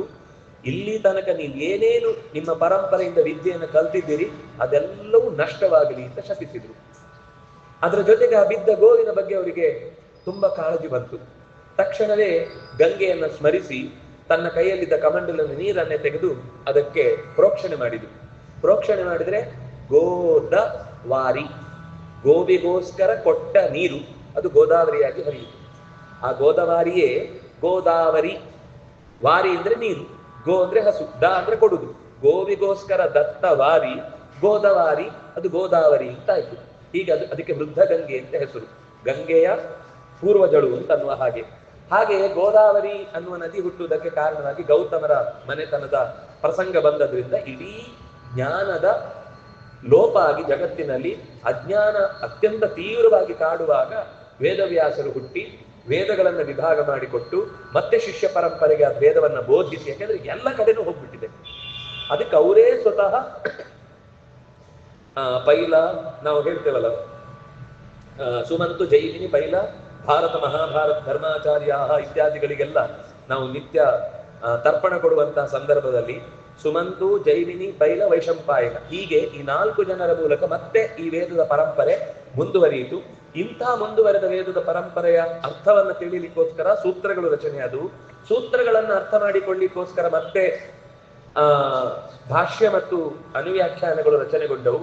ಅನುವ್ಯಾಖ್ಯಾನ ರಚನೆ ಆಗ್ಲಿಕ್ಕೆ ಒಂದು ಮುಖ್ಯ ಕಾರಣ ತ್ರಿವಿಕ್ರಮ ಪಂಡಿತರು. ಅವ್ರು ಕೇಳಿಕೊಂಡ್ರು, ಆಚಾರ್ಯರೇ ನೀವು ಬ್ರಹ್ಮಸೂತ್ರ ಭಾಷ್ಯದಲ್ಲಿ ತುಂಬಾ ವಿಸ್ತಾರವಾಗಿ ಭಾಷ್ಯದ ರಚನೆಯನ್ನು ಮಾಡಿ ನಮಗೆ ಕೊಟ್ಟಿದ್ದೀರಿ, ಆದ್ರೆ ಏನು ಅಂದ್ರೆ ಭಾಷ್ಯದಲ್ಲಿ ಆ ಪದಗಳಿಗಿರುವ ವಿಶೇಷವಾದ ವಿವರಣೆ, ಹಿಂದಿದ್ದಕ್ಕೇನ್ ಸಂಬಂಧ, ಮುಂದಿದ್ದಕ್ಕೇನ್ ಸಂಬಂಧ ಇತ್ಯಾದಿಗಳು ಹೇಳ್ತಾರೆ. ಆದ್ರೆ ಒಟ್ಟು ಕೆಲವೊಮ್ಮೆ ತಾತ್ಪರ್ಯ ಏನು ಅಂತ ಗೊತ್ತಾಗುದಿಲ್ಲ. ಮತ್ತು ಅದರಲ್ಲಿ ಹೇಳಿದ ಲಾಜಿಕ್ಗಳೇನಿದೆ ಅದು ಸ್ಪಷ್ಟ ಇಲ್ಲ. ನನಗೆ ಲಾಜಿಕ್ಗಳೇ ಹೆಚ್ಚು ತಲೆಗೆ ಒಗ್ಗುವ ಹಾಗೆ, ಲೋಕದ ದೃಷ್ಟಾಂತಗಳನ್ನ ಅರ್ಥ ಮಾಡಿಕೊಳ್ಳುವ ಹಾಗೆ ನಮ್ಗೆ ವಿವರಣೆ ಕೊಡಿ ಅಂತ ಕೇಳಿದಾಗ ಅನುವ್ಯಾಖ್ಯಾನದ ರಚನೆ ಆಯಿತು. ಭಾಷ್ಯಕ್ಕೆ ಮತ್ತೊಂದು ವಿವರಣೆ, ಅಂದ್ರೆ ಸೂತ್ರಕ್ಕೆ ಇನ್ನೊಂದು ವಿವರಣೆ. ಆ ನಂತರ ಅದು ಪರಂಪರೆಯಲ್ಲಿ ಚೆನ್ನಾಗಿ ಈ ಹಿಂದೆಯೂ ವ್ಯಾಖ್ಯಾನಗೊಂಡಿದ್ದಿತ್ತು. ಪದ್ಮನಾಭ ತೀರ್ಥಾದಿಗಳೆಲ್ಲ ಅದಕ್ಕೆ ಸನ್ಯಾಯ ರತ್ನಾವಲಿ ಅಂತೆಲ್ಲ ಬರೆದದ್ದಿತ್ತು. ಆಮೇಲೆ ಸ್ವಲ್ಪ ವಿಸ್ತಾರವಾಗಿ ಬರಿಬೇಕು ಅಂತ ಅನ್ನಿಸ್ತು. ನಮ್ಮ ನಿಜವಾದ ಅಂದ್ರೆ ಈ ತನಕ ಹೇಳಿದ್ದೆಲ್ಲವನ್ನೂ ಜಯತೀರ್ಥರು ವಿವರಣೆ ಮಾಡಿದ್ದಾರೆ. ನಾನು ಅದರ ಸಾರವಾದ ಹಿಂದಿನ ಸಂಗತಿಗಳನ್ನು ಬಿಡಿಸಿ ಹೇಳಿದೆ. ಎಲ್ಲ ಶಾಸ್ತ್ರ ಅಂದ್ರೆ ಈ ತನಕ ಯಾವ ಯಾವ ದರ್ಶನ ಪರಂಪರೆಗಳು ಬಂದಿವೆಯೋ ಅದೆಲ್ಲವನ್ನು ಸಂಗ್ರಹ ಮಾಡಿ ಅದನ್ನ ಹೇಗೆ ನಾವು ಈ ಸೂತ್ರದ ಮೂಲಕ ಎಷ್ಟು ವಿಷಯಗಳನ್ನ ಈ ಸೂತ್ರ ವಿವರಣೆ ಕೊಡುತ್ತೆ. ಅಂದ್ರೆ ಕೆಲವು ಸರಿ ಇದ್ರೆ ಅದಕ್ಕೆ ಪೋಷಕವಾದ ಅಂಶ ಮಾತ್ರ ಹೇಳುತ್ತೆ, ವಿರುದ್ಧವಾಗಿದ್ರೆ ಅದು ಯಾಕೆ ತಪ್ಪು ಅನ್ನೋದನ್ನು ವಿವರಣೆ ಕೊಡುತ್ತೆ. ಕೆಲವು ಅಂಶ ಸರಿ ಕೆಲವು ಅಂಶ ತಪ್ಪು ಅಂತಿದ್ದಾಗ ಯಾವ ಅಂಶ ತಪ್ಪೋ ಅದನ್ನು ಮಾತ್ರ ಎತ್ತಿ ಯಾಕೆ ತಪ್ಪು ಅನ್ನೋದನ್ನು ಬಿಡಿಸಿ ಹೇಳುತ್ತೆ. ಇಲ್ಲಿ ಯಾರನ್ನೂ ಖಂಡನೆ ಮಾಡುವ ಉದ್ದೇಶ ಇಲ್ಲ, ಯಾರನ್ನೂ ಅವರನ್ನ ಅವಹೇಳನ ಮಾಡಿ ಕೆಳಗೆ ಮಾಡುವುದು ಉದ್ದೇಶ ಅಲ್ಲ. ವಿಷಯ ಇದು ಸರಿ ಇದು ತಪ್ಪು, ನಮ್ಗೆ ವ್ಯಕ್ತಿನಿಷ್ಠವಾದ ಯಾವ ಚಿಂತನೆ. ಆಚಾರ್ಯರು ಇಡೀ ತನ್ನ ಸರ್ವಮೂಲದಲ್ಲಿ ಯಾವುದೇ ಒಬ್ಬ ದಾರ್ಶನಿಕನ ಹೆಸರನ್ನ ಉಲ್ಲೇಖ ಮಾಡಲಿಲ್ಲ. ವಿಷಯ ಮಾತ್ರ ಹೀಗೆ ಹೇಳಿದ್ರೆ ಇದು ತಪ್ಪು, ಯಾಕೆಂದ್ರೆ ಸರ್ವಗುಣ ಪರಿಪೂರ್ಣನಾದ ಭಗವಂತನಿಗೆ ಗುಣಗಳಿಲ್ಲ ಅಂತ ಹೇಳುವುದು ತಪ್ಪು. ಸರ್ವಗುಣ ಪರಿಪೂರ್ಣನಾದ ಭಗವಂತನಿಗೆ 8 ಗುಣ ಅಂತ ಹೇಳುವುದು ತಪ್ಪು. ಸರ್ವಗುಣ ಪರಿಪೂರ್ಣನಾದ ವ್ಯಕ್ತಿಗೆ ಭಗವಂತನಿಗೆ ನಮ್ಮಂತೆಯೇ ಸಾಮಾನ್ಯವಾದ ಮನುಷ್ಯನಿಗಿರುವ ಮಣ್ಣು ನೀರು ಗಾಳಿ ಬೆಂಕಿ ಆಕಾಶದ ಶರೀರ ಇದೆ ಅಂತ ಹೇಳುವುದು ತಪ್ಪು. ಸರ್ವಗುಣ ಪರಿಪೂರ್ಣನಾದಂತ ಭಗವಂತನಿಗೆ ಪ್ರಕೃತಿಯ ಬಂಧನ ಇದೆ ಅಂತ ಹೇಳುವುದು ತಪ್ಪು. ಈ ತರ ಯಾರ್ಯಾರು ಯಾವ್ಯಾವ ವಿಷಯದಲ್ಲಿ ದೇವರ ಅಂಶಗಳಿಗೆ ದೋಷಗಳನ್ನು ಅಂಟಿಸಿ ಮಾತಾಡಿದ್ದಾರೋ ಅದೆಲ್ಲವೂ, ಯಾಕೆಂದ್ರೆ ಎಲ್ಲದಕ್ಕಿಂತ ಮುಖ್ಯ ಭಗವಂತ. ಅವನ ಸರ್ವಗುಣ ಪರಿಪೂರ್ಣತ್ವವನ್ನು ಹೇಳುವುದೇ ಮುಖ್ಯ. ಯಾಕೆಂದ್ರೆ ಅವನು ಇದ್ದದ್ರಿಂದ ನಾವಿದ್ದೇವೆ ಇವತ್ತು. ನಮ್ಮನ್ನು ಇಷ್ಟು ಚೆನ್ನಾಗಿ ಕಾಪಿಟ್ಟವನ ಬಗೆಗೆ ಸರಿಯಾದ ತಿಳಿವಿಲ್ಲದೆ ಅವನನ್ನ ಸಾಮಾನ್ಯ ಒಂದು ವಸ್ತುವಿನಂತೆ ಚಿತ್ರಿಸಿ ಮಾತನಾಡಿದ್ರೆ ಇದು ಆತ್ಮಹತ್ಯೆಯ ಪಾಪ. ಆತ್ಮ ಅಂದ್ರೆ ಪರಮಾತ್ಮ. ಅವನನ್ನ ಹತ್ಯೆ ಮಾಡುವುದು ಅಂದ್ರೆ ಅವನ ಗುಣಗಳೆಲ್ಲ ಇಲ್ಲ ಅಂತ ಹೇಳುವುದು, ಅಥವಾ ಕಮ್ಮಿ ಇದೆ ಅಂತ ಹೇಳುವುದು, ಅಥವಾ ನಮ್ಮಂತೆಯೇ ಹೇಳುದು, ಅಥವಾ ನಾವೇ ಅವನು ಅಂತ ಹೇಳುವುದರ ಮೂಲಕ ಅವನ ಗುಣಗಳನ್ನೆಲ್ಲ ನಮ್ಮಲ್ಲಿ ಕದಿಯುವ ಕೆಟ್ಟ ಸ್ವಭಾವದಿಂದ ಅವನನ್ನ ನಿರ್ಲಕ್ಷಿಸುವುದು ಅಂತ ಅರ್ಥ. ಇದು ತಪ್ಪು. ಈ ತಪ್ಪು ವೇದದಲ್ಲಿ ಸ್ಪಷ್ಟವಾಗಿ, ಯಾಕೆಂದ್ರೆ ಅವನನ್ನ ಆನಂದಂ ಬ್ರಹ್ಮಣೋ ವಿದ್ವಾನ್ ಸತ್ಯಂ ಜ್ಞಾನಮನಂತಂ ಬ್ರಹ್ಮ. ಬ್ರಹ್ಮ ಅಂದ್ರೆ ಯಾರು ಅಂದ್ರೆ ಅವನು ಪ್ರಾಮಾಣಿಕ, ಎಲ್ಲ ಜಗತ್ತಿನ ಯಥಾರ್ಥವಾದ ಸೃಷ್ಟಿಯನ್ನು ಮಾಡಿದವ ಅವನು. ಈಗ ದೇವರು ಯಾರು ಹೇಳಿ? ಮಾಯಾಜಾಲದಿಂದ ಸೃಷ್ಟಿ ಮಾಡಿದವನಾದ್ರೆ ದೇವರಾಗ್ತಾನ? ಮಾಯಾಜಾಲದಿಂದ ಸೃಷ್ಟಿ ಮಾಡುವವನು ಅಕಸ್ಮಾತು ಸರ್ವ ಸಮರ್ಥನಾಗಿದ್ದಿದ್ರೆ ಆ ಮ್ಯಾಜಿಕ್ ಮಾಡುವನು ಯಾಕೆ 50 ರೂಪಾಯಿ ದುಡ್ಡು ಕೊಟ್ಟು ಶೋ ಮಾಡಿ ನಿಮ್ಗೆ ಎದುರುಗಡೆ ಕಾರ್ಯಕ್ರಮ ಕೊಡಬೇಕು? ಎಲ್ಲವನಿಗೆ ಮಾಡ್ಲಿಕ್ಕೆ ಬರುತ್ತೆ ಅಂದ್ರೆ ಮನೆಗೆ ಹೋಗುದು, ಪೇಪರ್ ಚೂರ್ ಚೂರ್ ಮಾಡುದು, ರೂಮಿಗೆ ಎಸೆಯುವುದು, 500 ರೂಪಾಯಿ ನೋಟ್ ಆಗ್ತಾ ಇರುತ್ತೆ. ನಮ್ಗೆ ಎಸಿತಾನ ಅವನು ಒಂದ್ಸತಿ, ನೀವೊಂದು ಪೇಪರ್ ಕೊಡಿ ಅಂತಾನೆ, ಕೊಡ್ತೀವಿ. ಪರಪರ ಹರಿತಾನೆ, ಹಿಂಗೆ ಎಸಿತಾನೆ, ಎಷ್ಟಾಗ ಎಲ್ಲ 500 ರೂಪಾಯಿ ನೋಟು ಬರುತ್ತೆ. ಆಮೇಲೆ ಅವನ ಪರಿವಾರದವರು ಬಂದು ಎಲ್ಲ ಇಸ್ಕೊಂಡು ಹೋಗ್ತಾನೆ. ಅದು ಬೇರೆ, ಹೇಳುದಿಲ್ಲ ಅಷ್ಟೇ, ವಾಪಸ್ ಕೊಡಿ, ಅದು ವಾಪಸ್ ಕೊಡ್ಲಿಕ್ಕೋಸ್ಕರ ಇರುದು. ನಿಜವಾಗಿ ಅವನಿಗೆ ಸೃಷ್ಟಿ ಮಾಡುವ ತಾಕತ್ತಿದ್ರೆ ಅವನು ಯಾಕೆ ಶೋ ಕೊಡ್ಬೇಕು? ಅವನಿಗೆ ಬೇಕಾದಷ್ಟು ದುಡ್ಡು, ಅವನಿಗೆ ಯಾರು ಶೋಗೆ ಕರೀತಾ ಇಲ್ಲ ಅಂತ ಯಾಕೆ ಅಳಬೇಕು? ಹಾಗಿದ್ರೆ ಮಾಯಾ ಸೃಷ್ಟಿ ಅಂತ ಅನ್ನುವುದನ್ನ ಎಲ್ಲೂ ಕೂಡ ಸರ್ವಸಮರ್ಥ ಅನ್ನುವ ಗುಣಕ್ಕೆ ಹೋಲಿಸ್ಲಿಕ್ಕೆ ಬರುವುದಿಲ್ಲ. ಜಗತ್ತನ್ನು ಸುಮ್ಮನೆ ಏನು ಇಲ್ಲದಂತೆ ಕಾಣಿಸುವಂತೆ ಮಾಡಿದ ಅವನನ್ನು ದೇವರು ಅಂತ ಹೇಳಲಿಕ್ಕೆ ಆಗುದಿಲ್ಲ. ಯಾರು ದೇವರು ಅಂದ್ರೆ ಅವನೆಷ್ಟು ಸತ್ಯವೋ ಅವನು ಸೃಷ್ಟಿಸಿದ ವಸ್ತುಗಳು ಅಷ್ಟೇ ಸತ್ಯ. ಅದಕ್ಕೆ ಭಾಗವತ ಹೇಳುವಾಗ ಸತ್ಯಂ ಪರಂ ಧೀಮಹಿ. ದೇವರ ದೊಡ್ಡ ಗುಣ ಯಾವುದು ಗೊತ್ತಾ? ಇಷ್ಟು ಅರ್ಥಪೂರ್ಣವಾದ ಅರ್ಥಕ್ರಿಯಾಕಾರಿಯಾದ, ಈಗ ನಾವು ಸುಳ್ಳಾಗಿದ್ರೆ ಕುಡಿದಾಗ ನೀರು ತೃಷೆಯ ಪರಿಹಾರ ಆಗ್ಬಾರ್ದಿತ್ತು, ಬಿದ್ದಾಗ ನೋವೇ ಆಗ್ಬಾರ್ದಿತ್ತು. ಯಾಕಂದ್ರೆ ಬಿದ್ದಿದ್ದು ಸುಳ್ಳು, ನೋವಾಗಿದ್ದು ಸುಳ್ಳು ಅಂದ್ರೆ ಅವನಿಗೊಂದು ಬೀಳಿಸಿ ಹೇಳ್ಬೇಕು. ಯಾರ ಬಿದ್ದಿದ್ದು ಸುಳ್ಳು ಅಂದ್ರೆ ನಿಂಗೆ ನೋವಾಗಿದ್ದು ಸುಳ್ಳು ಅಂತ ನಾವು, ಹಾಗಾದ್ರೆ ನೀನ್ ಬೀಳು ಅಂತ ಅವನನ್ನ ಮತ್ತೆ ಬೀಳಿಸ್ಬೇಕು. ನನ್ನ ನೀನ್ ಬೀಳಿಸುವಂಗಿಲ್ಲ. ಯಾಕೆಂದ್ರೆ ನನಗೆ ನಾನು ಭೂಮಿಯು ಸತ್ಯ, ನಾನು ಸತ್ಯ, ಗಾಯ ಆದ್ರೆ ಸತ್ಯ, ನೋವು ಸತ್ಯ, ನಾನು ಒಪ್ಕೊಂಡಿದ್ದೇನೆ. ನೀನ್ ತಾನೇ ನೋವು ಸುಳ್ಳು ಅಂತ ಹೇಳಿದ್ದು. ನಿನಗೆ ಇನ್ನೊಂದು ಕೆನ್ನೆಗೆ 2 ಬಾರಿಸ್ತೇನೆ, ನೀನ್ ಅಳಬಾರದು. ನೋವು ಇಲ್ಲ, ಸುಳ್ಳು ಇಲ್ಲಲ್ಲ. ನಮ್ಮ ಅನುಭವ ಏನು ಹೇಳುತ್ತೆ? ಕುಡಿದಾಗ ತೃಷೆ ಆಗಿದ್ದು ಪರಿಹಾರ ಆದದ್ದು ಸತ್ಯ. ಎದುರುಗಡೆ ಒಂದು ವಸ್ತುವನ್ನು ನೋಡಿದಾಗ ಆನಂದ ಆಗಿ ಎಷ್ಟು ಚೆನ್ನಾಗಿದೆ ಅಂತ ಅದರ ಬಗ್ಗೆ ಖುಷಿ ಪಟ್ಟದ್ದು ಸತ್ಯ. ಯಾರದನ್ನು ರಚಿಸಿದ್ದು ಅಂತ ಅದರ ಹಿನ್ನೆಲೆಯಲ್ಲಿ ಸೃಷ್ಟಿಕರ್ತ ಯಾರು ಅಂತ ಪ್ರಶ್ನೆ ಮಾಡಿ ಅದರ ಬಗ್ಗೆ ತಿಳ್ಕೊಂಡದ್ದು ಸತ್ಯ. ಅವ್ನು ಸೃಷ್ಟಿ ಮಾಡದೆ ಇದ್ದಾಗ್ತಿತ್ತ? ಇಲ್ಲ ರೀ, ಇಲ್ಲಿ ತನಕ ಓಡಾಡ್ತಾ ಇದ್ವಿ, ಯಾರು ಇರ್ಲಿಲ್ಲ, ಭೂಮಿ ಬೇರ್ತಿಸಿಕೊಂಡು ಮಗು ಬಂತು. ಹೇಳ್ತೀವ? ಯಾವ್ದೊಂದು ಮಗು ಉತ್ಸವದಲ್ಲಿ ಕಳೆದು ಹೋದದ್ದು ಅಂತ ಅಳ್ತಿತ್ತು. ಫಸ್ಟ್ ಏನ್ ಕೇಳ್ತೀವಿ? ಯಾರಮ್ಮ ಅಪ್ಪ ಅಮ್ಮ ಅಂತ ಕೇಳ್ತೀವಿ ತಾನೆ. ಅಕ್ಕಪಕ್ಕದವ್ರು ಹೇಳುದು, ಇಲ್ಲ ಸರ್ ಅದಕ್ಕೆ ಯಾರು ಅಪ್ಪ ಅಮ್ಮ ಇಲ್ಲ, ಅದು ಈಗ ತಾನೇ ಭೂಮಿಯಿಂದ ಹೀಗೆ ಸೃಷ್ಟಿ ಆಯ್ತು ಅಂದ್ರೆ ಇಲ್ಲೇ ಇದೆ, ಹಾಸ್ಪಿಟ್ಲ್ ಬೇಗ ಕರ್ಕೊಂಡು ಹೋಗಿ ಅವನನ್ನ ಅಂತ ನಿಮ್ಮ ಅನ್ಸಿಗೋ ಇನ್ನೆಲ್ಲಿಗಾದ್ರೂ ಕರ್ಕೊಂಡು ಹೋಗ್ಬೇಕಾಗುತ್ತೆ. ಹಾಗಾಗಿ ಜಗತ್ತಿನಲ್ಲಿ ಒಂದು ವಸ್ತು ಹಿಂದೆ ಯಾರ ಕೈವಾಡವೂ ಇಲ್ಲದೆ ಒಂದು ಪೇಪರ್ ಟೇಬಲ್ ಮೇಲೆ ಇಟ್ಟದ್ದು ಸಂಜೆ ಇಲ್ಲ ಅಂದ್ರೆ ಯಾರದ್ದು ಕೈವಾಡ, ನಾನು ಪೇಪರ್ ವೇಟರ್ ಇಟ್ಟೇ ಹೋಗಿದ್ದೇನೆ, ನನಗದು ಗೊತ್ತು ಎಲ್ಲಿಟ್ಟಿದ್ದೇನೆ ಅಂತ. ಇಲ್ಲಿ ಯಾರು ತೆಗೆಯಲು ಹೋಗ್ಲಿಕ್ಕೆ ಸಾಧ್ಯ ಇಲ್ಲ ಅಂತ ಒಂದು ಪೇಪರ್ ಪ್ಲೇಸ್ ಚೇಂಜ್ ಆಗಿದ್ದಕ್ಕೇನೆ ಮನೆಯೆಲ್ಲ ರಾದ್ದಾಂತ ಮಾಡ್ತೇವೆ. ಇಡೀ ಜಗತ್ತು ಅಕಸ್ಮಾತ್ ಆಗಿ ಸೃಷ್ಟಿ ಆಯ್ತು, ಯಾರು ಸೃಷ್ಟಿ ಮಾಡಿದ ಸೃಷ್ಟಿ ಆಯ್ತು. ಅದು ಬೈ ನೇಚರ್. ನೇಚರ್ ಅಂದ್ರೆ ಏನು? ಪ್ರಕೃತಿಯಿಂದ. ಪ್ರಕೃತಿ ಏನು? ಪ್ರಕೃಷ್ಟ ಕೃತಿ, ಒಬ್ಬನ ಸರಿಯಾದ ಕೃತಿ ಅದು. ಪ್ರಕೃತಿಯಿಂದ ನೀವು ನೇಚರ್ ಅನ್ನೋ ಶಬ್ದದಿಂದ ಗಾಳಿಗೆ ಹಾರಿಸ್ಲಿಕ್ಕೆ ಆಗುಲ್ಲ. ಅಕಸ್ಮಾತ್ ಅಂದ್ರೆ ಏನ್ ಅರ್ಥ ಗೊತ್ತಾ? ಕಸ್ಮಾತ್ ಇದು ವಯಂ ನ ಜಾನೀಮಃ. ಯಾರಿಂದ ಅಂತ ನೇರವಾಗಿ ನಮ್ಗೆ ಗೊತ್ತಿಲ್ಲ ಅಂತ ಅಷ್ಟೇ ಅರ್ಥ ಹೊರತು ಯಾರು ಮಾಡಿದ್ದಲ್ಲ ಅಂತ ಅರ್ಥ ಅಲ್ಲ. ಕೋ ಇನ್ಸಿಡೆನ್ಸ್ ಅನ್ನು ನಮ್ಗೆ ಶಬ್ದದ ಒಂದು ಭಾವ ಅಷ್ಟೇ ಬಿರುತ್ತು, ನಮ್ಗೆ ಕೋ ಇನ್ಸಿಡೆನ್ಸ್. ಆದ್ರೆ ಯಾರದ್ದೋ ಒಬ್ಬನ ಇನ್ಸಿಡೆಂಟೇ ಆಗಿ ಈ ಜಗತ್ತು ಸೃಷ್ಟಿ ಆಗಿದ್ದಾದ್ರಿಂದ ಒಬ್ಬ ಸರ್ವಗುಣ ಪರಿಪೂರ್ಣನಾದ ಸತ್ಯವಾದ ಈ ಜಗತ್ತಿನ ಸೃಷ್ಟಿಗೆ ಕಾರಣನಾದ ಒಬ್ಬನನ್ನ ನಮಗೆ ವೇದಗಳು ಪರಿಚಯಿಸ್ತಾವೆ ಅನ್ನೋದೇ ಬ್ರಹ್ಮ ಜಿಜ್ಞಾಸ ಕರ್ತವ್ಯ. ಇಷ್ಟೆಲ್ಲ ಅನುಕೂಲ ಮಾಡಿಕೊಟ್ಟವನನ್ನ ನಾವು ಸರಿಯಾಗಿ ತಿಳಿಬೇಕು. ಅದಕ್ಕೋಸ್ಕರ ಈ ಸುಧಾ ಮುಂದೆ ಅನೇಕ ರೀತಿಯ ಲಾಜಿಕ್ಗಳನ್ನ ಹೇಳ್ತಾ ಯಾಕೆ ಇಷ್ಟೆಲ್ಲ ಬಿಡಿಸಿ ಹೇಳ್ಬೇಕು ಅಂದ್ರೆ ಅವನ ಮಹತ್ವ ಗೊತ್ತಾಗಬೇಕು. ಮಹತ್ವ ಗೊತ್ತಾದಾಗ ಭಕ್ತಿ ಬರುತ್ತೆ, ಭಕ್ತಿ ಬಂದಾಗ ಜ್ಞಾನ ಮತ್ತಷ್ಟು ಹೆಚ್ಚುತ್ತೆ. ಆಗ ಬೇಡವಾದ ವಿಷಯದಲ್ಲಿ ವೈರಾಗ್ಯ ಬರುತ್ತೆ, ವೈರಾಗ್ಯ ಬಂದಾಗ ಜ್ಞಾನ ಮತ್ತಷ್ಟು ಬೇಕು ಅಂತ ಅನ್ಸುತ್ತೆ. ಇದು ತಥೋ ಜ್ಞಾನಂ ತಥೋ ಭಕ್ತಿ, ತಥೋ ಜ್ಞಾನಂ ತಥೋ ಭಕ್ತಿ. ಒಂದೇ ದಿವಸಕ್ಕೆ ಕರೆಂಟ್ ಶಾಕ್ ಹೊಡೆದಾಗಿ ಜ್ಞಾನ ಬರುವುದಿಲ್ಲ. ಹಂತ ಹಂತವಾಗಿ ಬೆಳೆದು ಬೆಳೆದು ಬೆಳೆದು ಬೆಳೆದು ಬಹೂನಾಂ ಜನ್ಮನಾಮಂತೆ ಜ್ಞಾನವಾನ್ ಪ್ರಪದ್ಯತೆ. ಅದಕ್ಕಾಗಿ ಕಾಯಬೇಕು, ಅದಕ್ಕಾಗಿ ಈ ಕಾಯಬೇಕು.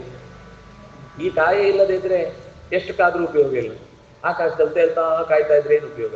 ಈ ಶರೀರ ಬೇಕು, ಈ ಶರೀರದಲ್ಲಿ ಕಾಯಬೇಕು, ಅದು ಕಾದಬೇಕು. ಕಾಯಬೇಕು ಅಂದ್ರೆ ಬಿಸಿ ಆಗ್ಬೇಕು, ಪಾಕ ಆಗ್ಬೇಕು. ಜೀವನದ ಅನುಭವಗಳ ಪಾಕವೇ ನಮಗೆ ಜ್ಞಾನ ಕೊಡುವುದು. ಜೀವನದಲ್ಲಿ ಎಷ್ಟೇ ಕಷ್ಟ ಬಂದ್ರು ಅದು ನಮ್ಮನ್ನ ಕೆಡಿಸ್ಲಿಕ್ಕೋಸ್ಕರ ಬರುವುದಲ್ಲ, ನಮ್ಮನ್ನು ಇನ್ನಷ್ಟು ಗಟ್ಟಿ ಮಾಡ್ಲಿಕ್ಕೋಸ್ಕರ ಬರುದು. ಯಾರಿಗೆ? ನಿಮ್ಗೆಲ್ಲ ಗೊತ್ತಿರ್ಬೋದು, ಚಿಕ್ಕಂದಿನಲ್ಲಿ 10 ಕೇಳಿದ್ರೆ ಏನಾದ್ರು ವಸ್ತುಗಳನ್ನ 9 ಪೆಟ್ಟು ಬಿಳಿದಿದ್ದು ಒಂದು ವಸ್ತು ಸಿಕ್ತಿತ್ತು. ಈಗ ನಾವು ಮಕ್ಕಳಿಗೆ 10 ಕೇಳಿದ್ರೆ 15 ಕೊಡ್ತೇವೆ. ಅದರಿಂದಾಗಿ ಜೀವನ ಮುಗಿಸಿ ತಾವೇ ಹೆಜ್ಜೆ ಇಡ್ಲಿಕ್ಕೆ ಬಂದಾಗ ಪ್ರಪಂಚ ಹಾಗೆ ಸ್ವೀಕಾರ ಮಾಡಲ್ಲ. ನೀವು ಹೇಗೆ ಅವ್ರಿಗೆ 10 ಕೇಳಿದಾಗ 15 ಕೊಟ್ಟರು, ಹಾಗೆ ಪ್ರಪಂಚ 5 ಕೇಳಿದ್ರೆ 15 ಕೊಡುದಲ್ಲ, 25 ಪೆಟ್ಟು ಕೊಡುತ್ತೆ. ಅವಾಗ ಅವ್ರು ಒಂದೇ ಸತ್ಯ ಕಂಗಾಲಾಗ್ತಾರೆ. ಹಾಗಾಗಿ ಪಾಕ ಅನ್ನೋದು ಜೀವನದಲ್ಲಿ ನಮ್ಮನ್ನು ಇನ್ನಷ್ಟು ಸ್ಟ್ರೆಂಥನ್ ಮಾಡ್ಲಿಕ್ಕೋಸ್ಕರ, ಗಟ್ಟಿ ಮಾಡ್ಲಿಕ್ಕೋಸ್ಕರ ಬರುವುದಾದ್ರಿಂದ ದೇವರು ಏನೇ ಮಾಡಿದ್ರು ನಮ್ಮ ಒಳಿತಿಗೋಸ್ಕರನೇ ಮಾಡ್ತಾನೆ ಅಂತ ಚಿಂತಿಸುವ ಧೈರ್ಯ ಬಂದ್ರೆ ದೇವರ ಬಗ್ಗೆ ನಮಗೆ ವಿಶ್ವಾಸ ಇದೆ ಅಂತ ಅರ್ಥ. ಆ ವಿಶ್ವಾಸವನ್ನು ಹುಟ್ಟಿಸ್ಲಿಕ್ಕೋಸ್ಕರನೇ ಸುಧೆ ಅಮೃತವನ್ನ, ನ್ಯಾಯಸುಧಾದ ನಿಜವಾದ ಹೆಸರು ವಿಷಮ ಪದ ವಾಕ್ಯಾರ್ಥ ವಿವೃತಿ ಅಂತ ಅದರ ಹೆಸರು. ಆ ಗ್ರಂಥದ ನಿಜವಾದ ಹೆಸರು ಜಯತೀರ್ಥರು ಕೊಟ್ಟದ್ದು ವಿಷಮ ಪದ ವಾಕ್ಯಾರ್ಥ ವಿವೃತಿ. ಆದ್ರೆ ಅದು ಸುಲಭದಲ್ಲಿ ಎಲ್ಲರಿಗೂ ನಮ್ಗೆ ಅಷ್ಟು ದೊಡ್ಡ ಶಬ್ದ ಹೇಳಿದ್ರೆ ಗ್ರಂಥವೂ ಬೇಡ ವಾಕ್ಯವೂ ಬೇಡ ಹೆಸರೇ ಬೇಡ ಅಂತ ಬಿಡ್ಬಿಡ್ತಿದ್ವಿ. ಅದು ಸುಲಭ ಮಾಡಿ ನ್ಯಾಯ ಸುಧಾ ಅಂತ ಕೊಟ್ಟರು. ಅನೇಕ ನ್ಯಾಯಗಳ ಮೂಲಕ ಅಮೃತವನ್ನ ಪರಿಚಯಿಸುವ ಈ ಕೃತಿಯ ಇನ್ನ ಕೆಲವು ಸಂಗತಿಗಳನ್ನ ನಾಳೆ ಮತ್ತೆ ನಾವು ಅನುಸಂಧಾನ ಮಾಡೋಣ ಅಂತ ಹೇಳ್ತಾ, ಕಾಯೇನ ವಾಚ ಮನಸ ಇಂದ್ರಿಯರ್ವಾ ಬುದ್ಧ್ಯ ಆತ್ಮನಾವ ಅನುಸೃತ ಸ್ವಭಾವ ಕರೋಮಿ ಯತ್ಯತ್ ಸಕಲಂ ಪರಸ್ಮೈ ನಾರಾಯಣಾಯೇತಿ ಸಮರ್ಪಯಾಮಿ. ಶ್ರೀಕೃಷ್ಣಾರ್ಪಣಮಸ್ತು.